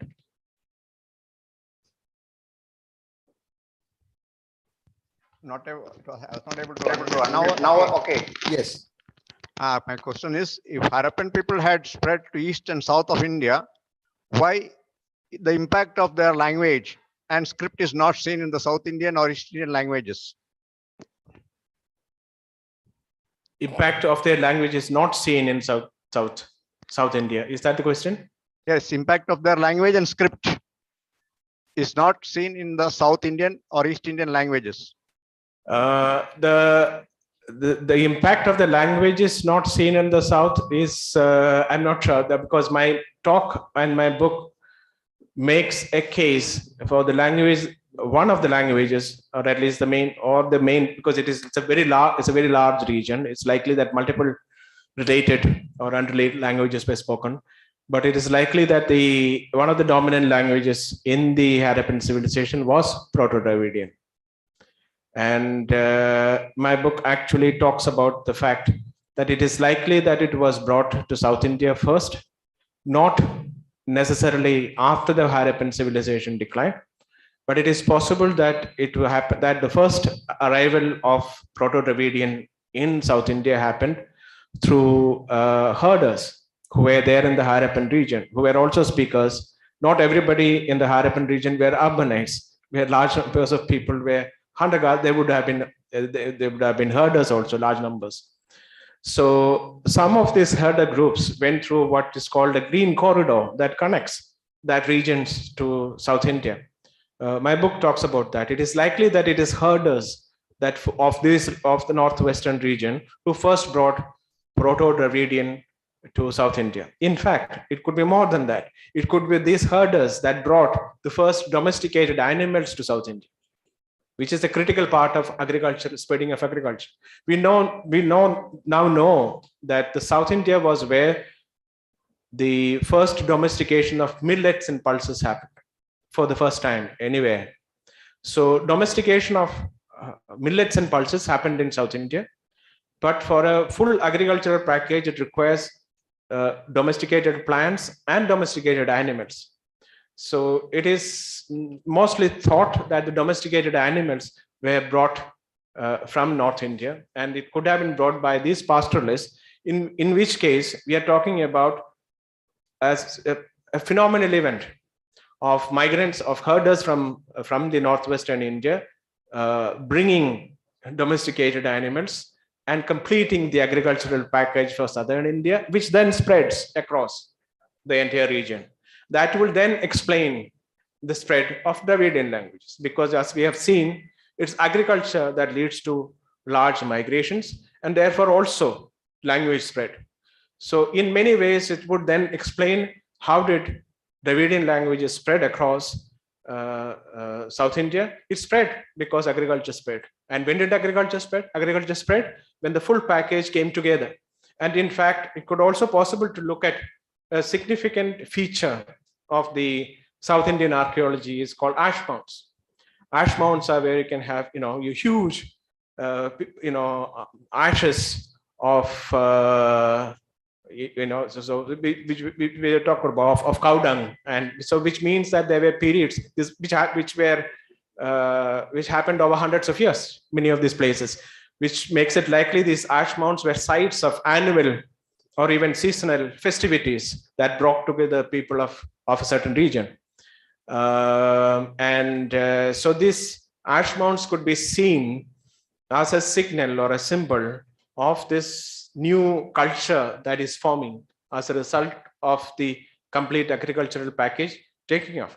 And that could be the beginning of the Proto-Dravidian and Dravidian languages in South India. So the question about why do we not see the impact of Harappan languages in South India is not true. So this is one way to see it. But genetics also has something to say in it. Very interesting.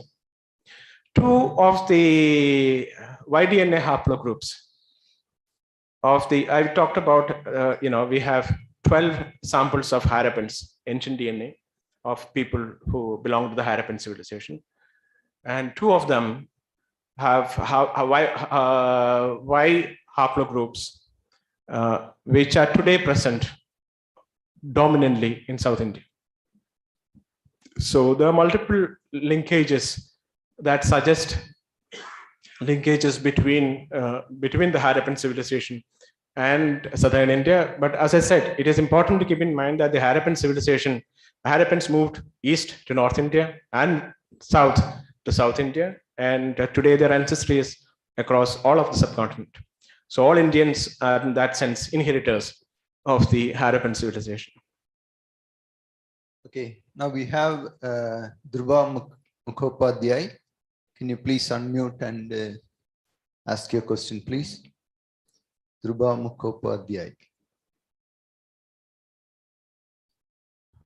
Can you please unmute? Yes. Yes, that was a wonderful talk, Mr. Thank you. Joseph. I have a question. Am I audible? Yes, I can hear you. Can you hear me? Yes. Can you hear me? Yes, we can. Yes, I have a question. You mentioned about that when did the caste system come about? You mentioned that came from genetic evidence. Do you imply that there is genetic differences between the different castes? What you have to bear in mind is that the endogamy started much after. Serious mixing had happened between all population groups, all the migrants.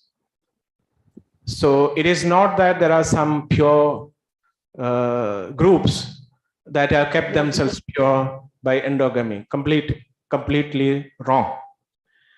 All population groups in India are mixed in various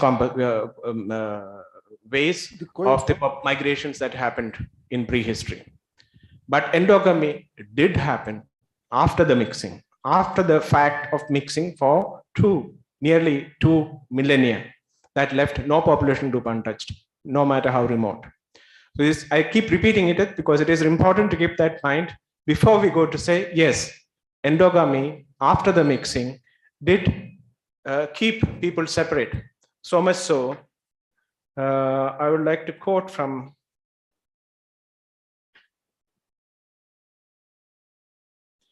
genetic scientist David Reich, who has led the research based on ancient DNA. People tend to think of India with more than 1.3 billion people as having a tremendously large population. And indeed, many Indians, as well as foreigners, see it this way. But genetically, this is an incorrect way to view the situation. The Han Chinese are truly a large population. They have been mixing freely for thousands of years. In contrast, there are few, if any, Indian groups that are demographically very large. The truth is that India is composed of a large number of small populations. So that's the full picture.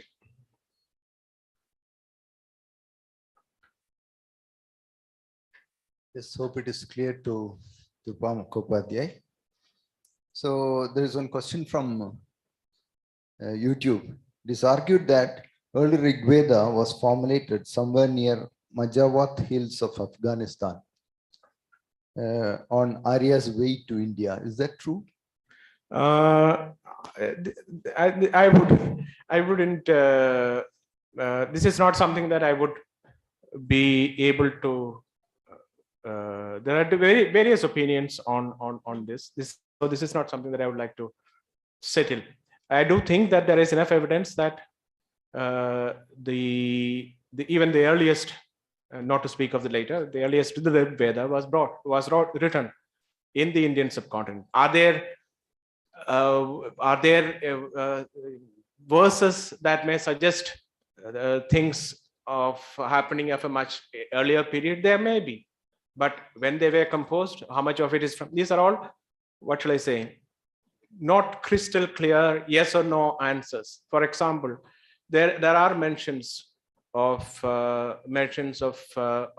fights between the incoming area and the Dasyu, and it has been identified by many as belonging to Dakhe, a group which even currently is existent, and that was mentioned during the time of the Alexander in those parts of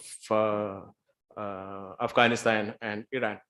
Now, these are not things, to my understanding, these are not things that are that significantly alters anything. And some of this can't be answered because many of these things some are written from memory, some are composed at one time, but put together at another time. And I do not know how significant it is. I think it is correct and accurate to say that the earliest text that we have already bears the imprint of its interaction with pre-Aryan languages, and therefore it's reasonable to say that whether written in the Indian subcontinent or its farthest reaches. Not written, composed. Good evening, sir. My name is Shalabha. Hi. I had a doubt that I've heard that Tamil is older than Sanskrit because there was this, I don't know, I'm sure, but this called Tamil Sangraha, which was... Sangam. Yeah, Sangam, which was dated way long before. So is it something related to this migration also? Again, this is a debate, I think, which is sensational, but not very illuminating. Reason? All languages are evolutions, right? There's no particular point where you say, hey, here is the Sanskrit language, or hey, here is a Tamil language. Any language at any point of time is in a process of evolution. And that was how it was in the past too. At any point of time, it's in a process of evolution from whatever it was before. So when that is the case, how do you say this language is older than the rest? All languages at all points of time have a prehistory, have a history before that, and a history before that. But I mean, I'm exaggerating the case. There can be situations where a language comes into significant contact with another language, and the result of that interaction, a new language is born out of that. Then you can say, hey, here is a new language which did not exist. Of course, it has in its parts which are much older, but as a new composition, you can say it's new. So there are situations in which you can say, yeah, there is a language. So what I'm saying is that all these nuances are lost when debate becomes, hey, this language is older, that language is older. There's also another way, another meaning that can have when you say a Tamil is older. If you say Tamil standing for all Proto-Dravidian or languages.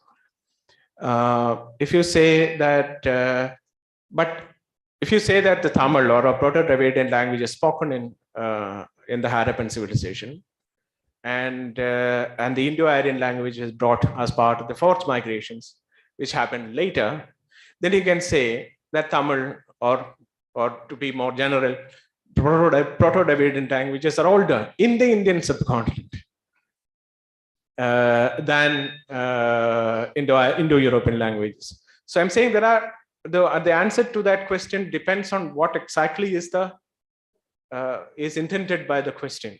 So because there are layers and layers of that meaning. I mean, like when there is this kind of contradiction between two languages, how can we completely say that this language is mother of all other languages? Yeah, you should be completely skeptical about any statement that says this language is the mother of all languages, because that seems like a statement of ego rather than a statement of science or fact. Yes. Thanks. Yes. So one last thing, when in Charles Darwin's book, when he wrote about evolution, I think so, he stated that he directly stated that the humans evolution started in Africa. So he's directly stated that without evidence, or like, I mean, how can that? The surprising thing is that yes, Darwin did say modern humans evolved out of Africa, and for a long time there were a lot of people that did not agree with him. And even till very recently, the Chinese used there were many people who thought, I mean, this is the problem with everybody, the same problem of ego. They seem to think that their own people, the Chinese, for example, their own people actually, did not come from anywhere else. They rose out of maybe earlier Homo sapiens lineages in China, but it's not that they came from elsewhere. So there was, for a period of time, despite Darwin saying this clearly, there was a pretty strong point of opinion that modern humans arose in different regions separately from earlier lineages. But now we know that's not true. Modern humans arose in Africa and then spread. Thank you. Thank you. And now we have Ms. Uma Ramachandran on the Zoom platform. Can you please unmute and speak, madam? Yes. Again on linguistic only. I was just wondering if you could comment on why is it in India we have so many dialects, so many languages, scripts, so many various scripts. I can understand various dialects in a country, but in India we seem to have too many different scripts of very different forms. Is it due to our complex that we are so much of migrations have happened into our subcontinent? And as you were saying that India is explainable by saying that it is so many small populations, the country of so many populations, small populations, each one having their own, linguistic and script. The one part of the question, that we have 4 different language families, not including language isolates such as Brushaski, which are not part of any family, or the Andamanese language.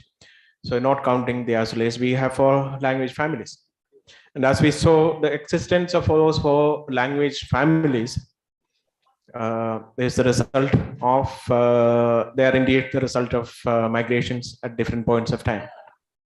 Now, how did 750 languages arise out of those 4 different language families? That I think is a function of the fact that we are one of the largest populations in the world, and one of the largest after Africa. I would imagine we are the most significantly after Africa, but after Africa, we are we have the largest population for the longest time in India. So, and the fact that we have such a large diversity of migrations, of regions that are very different, so much so that that is one of the secrets, I think, our diversity of ecosystems, and is one of the secrets for the oft repeated statement that nothing ever dies in India, everything stays. Unlike that happens in some other places where when things change, it changes wholesale and it's gone. So, but here there's always a niche for things that have not thrived to become the dominant living thing or So I think all of these things put together is what explains the diversity of languages. But to a very large extent, also the fact that we are a very large population.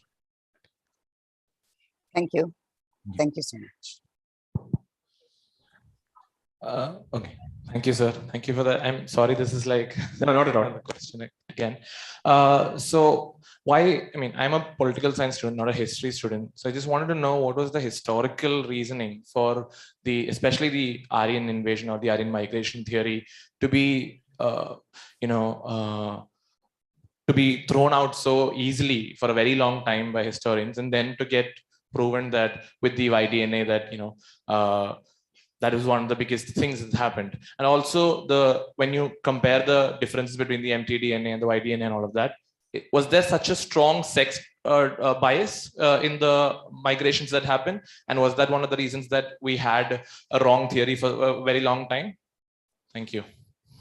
One correction, I'm not sure that this theory was thrown out.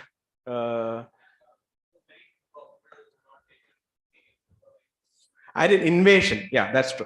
Invasion even today, nobody is talking about invasion. Invasion Aryan invasion was given up for a long ago because there is no evidence of invasion. And we also know that these are migrations that happened over long periods of time, not a one sudden flash. It's migrations that happened over pretty long. Today, the latest understanding is between 2000 BCE and 1500 BCE. So until there is evidence for an invasion, it is not correct to talk about an invasion, but we can speak about is an Aryan migration theory. But Aryan migration theory had never gone out of fashion because there is no other explanation for the spread of Indo-European languages. For example, there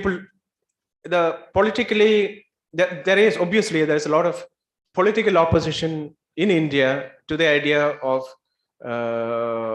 Aryan migrations, which I explained, because there's no sensitivity about the other three any number of other migrations. There's only sensitivity about one migration, and we talked about why that is.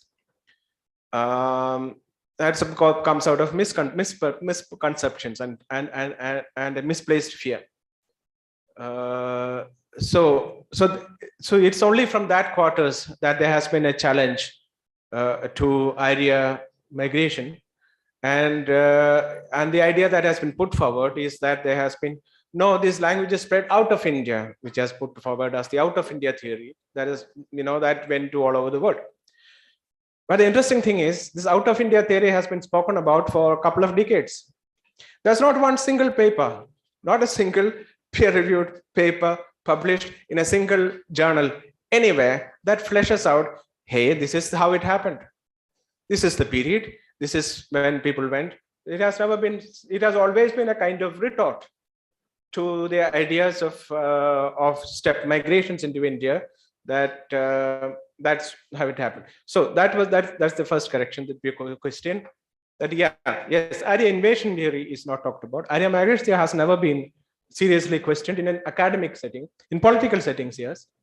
What was your second question?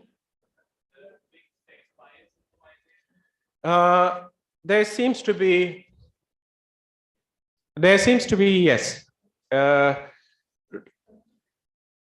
In some migrations, for example, we now know that let's take Austroasiatic migrations. Austroasiatic migrations, we now know when you look at the Austroasiatic language speaking people today, it's difficult to find any East Asian mtDNA, which means that all of the mtDNA of the people in Austroasiatic language speaking people in India are first Indian ancestry. But we can see significant Y-DNA, which is related to Y-DNA haplogroups in East Asia. So it does seem to be significant that this applied to the Austroasiatic migrations. It may also have applied to the Indo-European migrations, especially if you go by the way these steppe pastoralist migrations to Europe happened. where you see very dramatic, we have not seen that dramatic changes in India, where you see very dramatic, especially in the Iberian region, very dramatic removals of pre-steppe or earlier Y-DNA haplogroups in Iberia and replacement by steppe Y-DNA. So which means the male haplogroups were significantly displaced. But the two ways those displacements can happen. One could be that, the migrants who came were mostly male, but that need not be the reason also. If you have, they may have come in equal numbers, but it is also that if the incoming population, let's say in Europe, incoming population has a much more powerful, socially dominant position or powerful position, it is possible that it will leave behind more offspring. So it's not necessary that that a sex ratio in the original migration is necessary to result in the final outcome. Yes, we have one more question from here. So I have two questions. The thing is that you said that the emergence of caste as a definite social formation. It has always been explained that the caste came into being after Aryan migration, but you deviated from that discourse. And you said that it has to do with political reasons, and of which you are not aware of. What are the political reasons? You say that it has to be unearthed to research. It is quite curious, but you are damn sure that Aryan migration did not result in caste, the formation of caste. But on the contrary, in your book, you say that there is no scriptural evidence. In your book, Early Indians, you state that there is no scriptural sanction regarding caste. But on the contrary, we find that in several Hindu scriptures, we find that there is definite justification and legitimization of caste as an institution in all Brahminical Hindu texts, driven from the first Vedas. So how do you reconcile your position? Thanks. This is one question. I think I must clarify. What I said was that the early Sanskrit scriptures, such as Rig Veda, there's no sanction of the caste system. In fact, if you look at the earliest rishis that we talk about, you will see that some of them were sons of castes, of professions, of people, of women who would today be seen as pretty low caste. There's also some Brahmins who were called Dasiputra Brahmins. So in the earliest texts, what we see is mixing, significant mixing, even among the what we call the rishis, or even some of the writers of the Vedic verses. Of course, with a caveat, almost always the mixing is between the male Arya and the female non-Aryan. It is not, you will not, I have not found a situation which is the other way. But irrespective of that, there is significant mixing, and there is no sanction, with the exception of the Purusha Sutta in Mandala 10, which is the latest of the mandalas, and generally accepted by all scholars as an interpolation that happened later. The Purusha Sutta talks about the the four castes coming from the from various parts of the body of the Purusha. But as I agree with the general consensus, that's not part of the that's a later interpolation when caste was coming into picture, and you needed a more clearer legitimation of that from the earliest Veda. I did not say that later literature did not have legitimation of caste. How can anybody say that Manusmriti is not legitimation of caste? Of course it is. But that is after or around the beginning of the Common Era. So that's the answer to your question. I was not saying that there's no legitimation. I was saying that the earliest, it is wrong to think that the arrival of the migrants started off this whole process. Yes, it's possible that with the arrival, there was a small subgroup which did look at, which may have considered endogamy as a preferable ideal, but I don't think that was the normal practice for the for the incoming entire Arya population. For the vast majority, I would think it was not. And that is why you would find results like the earliest Rig Veda having, the influence of, why does that happen? If they kept themselves very separate, why would languages get mixed up like that? It get mixed up like that because people were mixing. But something happened later, as reflected in later scriptures, later books, later literature, and as reflected in the genetics that later says that something happened. And why that something happened at that point of time needs more research, is what I have said. So my second query is that the Harappan civilization, of which we are all descendants, and the thing is that what the basic, some of the basic cultural practices of the Harappan civilization are the worship of people tree, the worship of mother goddess, the worship of Shivalinga, and the sacrificial ponds, sacrificial sites with measuring bricks. And in what sense, how do you differentiate between the Harappan civilization culturally and the Aryan civilization culturally?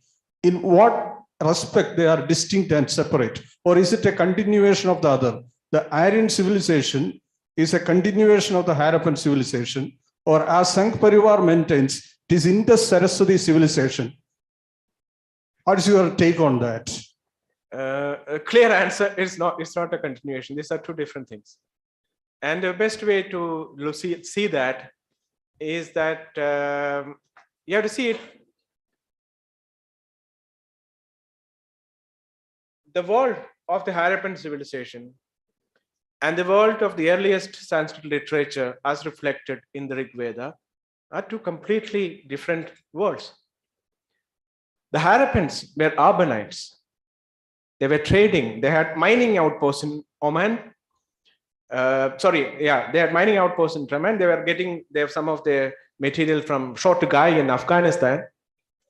They were involved in some of the internecine battles between Mesopotamian kingdoms.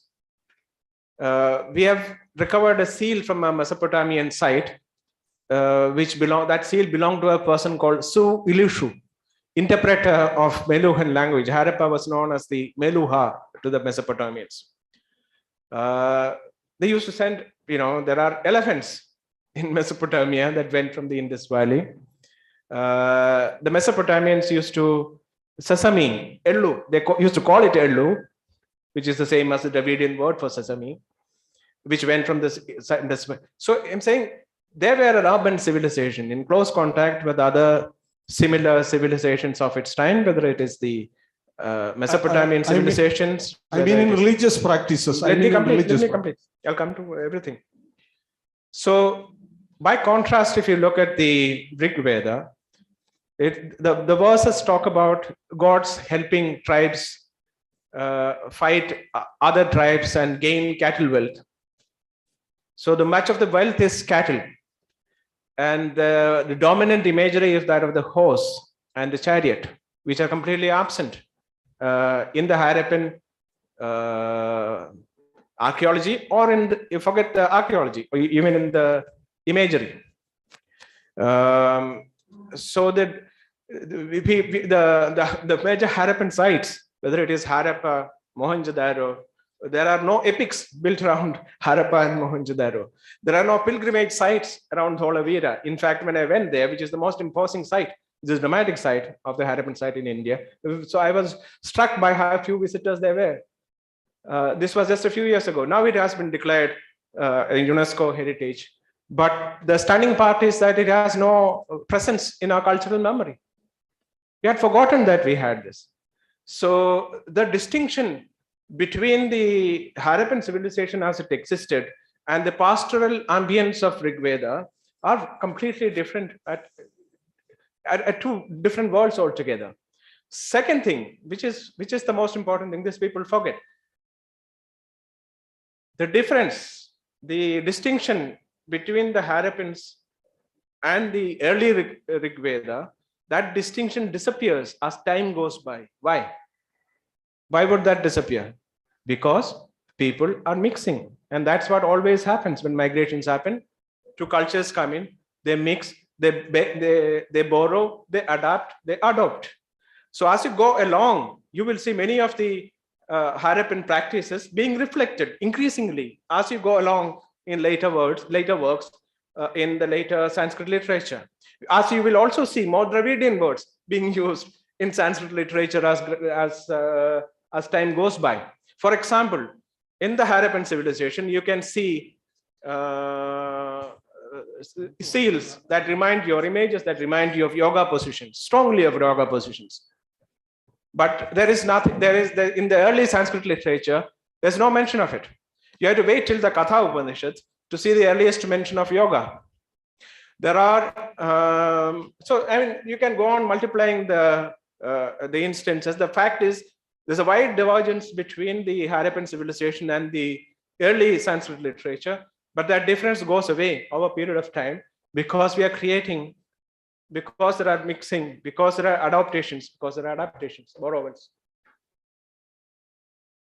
Okay, we'll have the last and final question. Yeah. Thank you for that very enlightening presentation. My question was that so far the Harappan script is, so if there is a language, there's a language, this continuity, why it remains undeciphered yet? The Harappan script? Yes. You have to ask, why would, I mean, I'm guessing, okay, nobody has a clear answer. So my answer has to be taken as a guesswork. I'm guessing everything has a reason, right? A script is a necessity, especially when you have an urban environment. You have to manage, you have to keep accounts, who is borrowing from whom, and what. You have to manage large groups of people to build, large structures, monuments. You are trading with people, so long distance trade. All of this requires, you have to create new ideology. All of this requires writing to manage things well. So the earliest script in Mesopotamia, for example, arose as a result of managing accounts. That's what it was used first for. And then so a script arises in response to a requirement. Now the script, what we have seen is that around 1900 BCE, the Harappan civilization declines because of a long drought. And the urban, the trade, all that urban environment milieu disappears. Why would you then need script? The interesting question is, but if it went away near 1900 BCE, why didn't it come back after a couple of centuries, as it happened in Mesopotamia? And I think the answer to that is that, unlike in India, after the civilization declined, there was a culture change because of a new migration that came that was more predominantly pastoral and mobile. People often think of pastoral and mobile as herders and therefore as more rudimentary or unsophisticated, etc. But that's the wrong idea. Especially when you're talking about a steppe pastoralist, you're talking about people with very large herds moving on horseback. You have weapons, they're powerful. And in fact, as we know from experience in Western Europe, in Eastern Europe, in the face of the mobile steppe pastoralists, the settled farmers of Europe would have been sitting ducks because they're tied down, unlike the mobile, powerful pastoralists. So what I'm saying is that some of our mental models of pastoralism means backward, urban settled farmers means, those are not, in reality things could be very different. So why I wanted to say this was that there seems to have been a significant cultural change that happened after the Harappan civilization, because the predominant or the higher lifestyle was mobile and pastoral. And this is something that happened in Europe as well, where we see settlements disappearing to a large extent when the steppe pastoralists into Europe happened. So the answer to your question is that script disappeared when the need for it disappeared. It may have survived, we are not certain. It may have survived as a tail end, as in, for example, it has been suggested that in especially in southern India, pots where people make pottery, they inscribe certain letters, etc., on their pots, which we have found from very old pottery, which some people have suggested that it looks like Harappan script.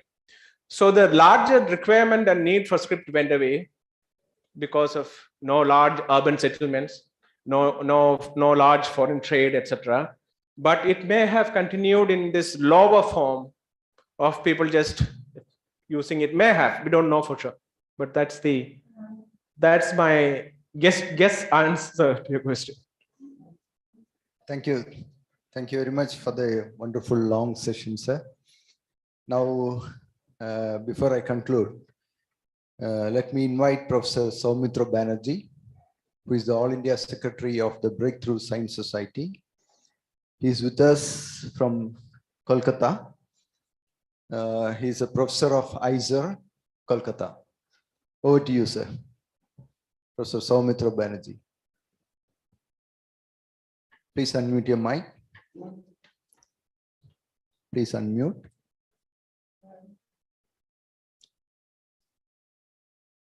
That's my yes answer with this. Thank you.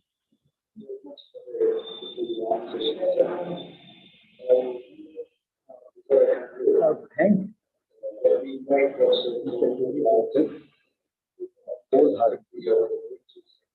Because he has taken up a question that is one of the fundamental questions that is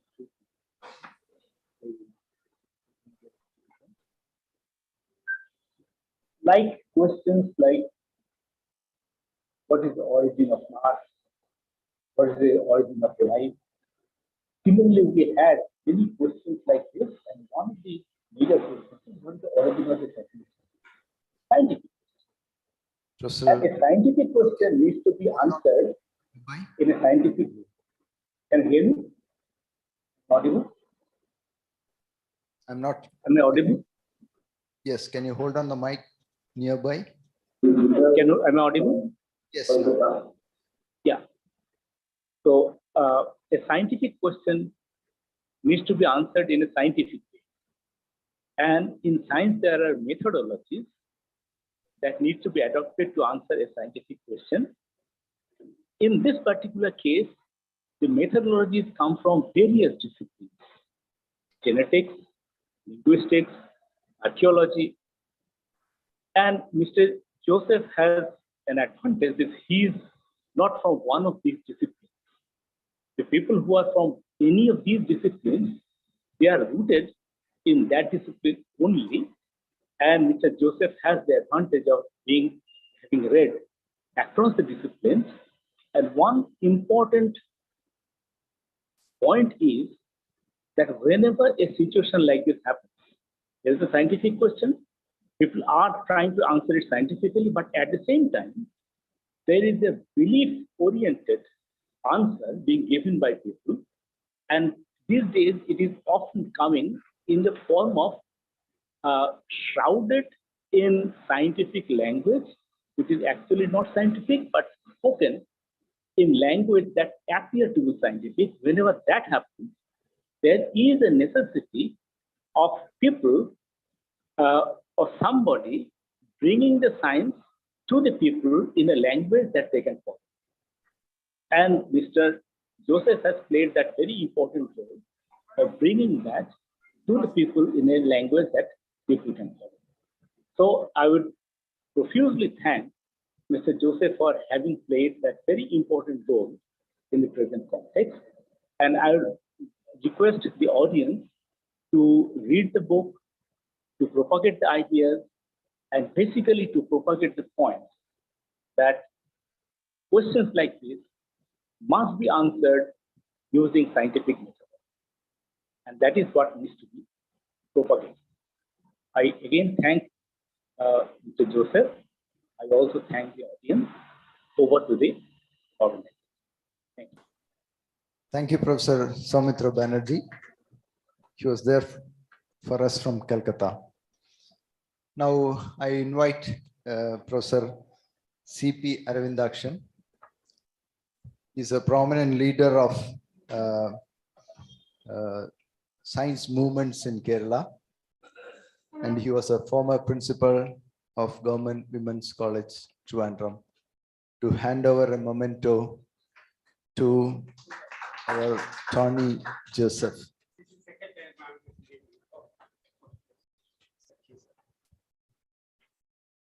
This represents the love, the affection, the appreciation, the everything, our heart, full with enjoyment and appreciation.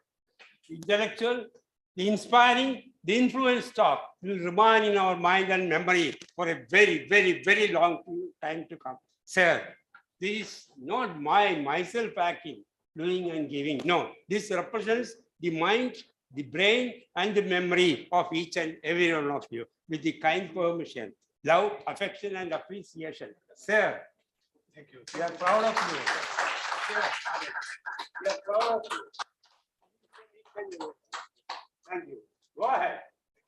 Your good wishes, best wishes. Thank you. Thank you.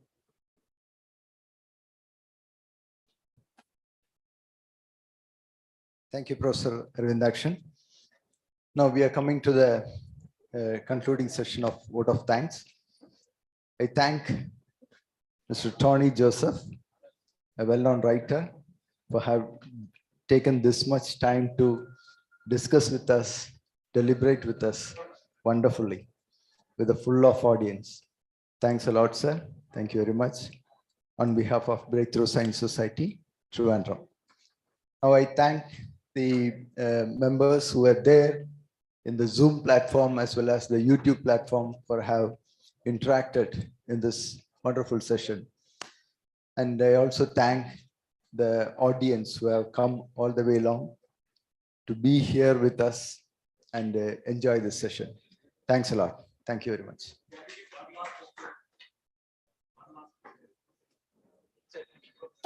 Okay, the boy has a question. Really? Yes, sir. I'm actually a class 11 student. So this is a question that's pertaining to history as a whole, Indian history particularly. What's your opinion on Amit Shah's policy that has recently stated that history should be rewritten?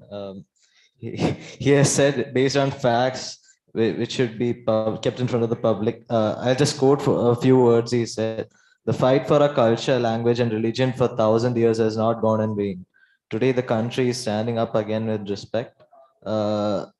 We keep complaining about distortions in Indian history. But let me tell you, why keep complaining? No one can stop us from writing afresh." So what's your opinion on that, sir? I would love to read the history book written by him. Yeah. Let us get it.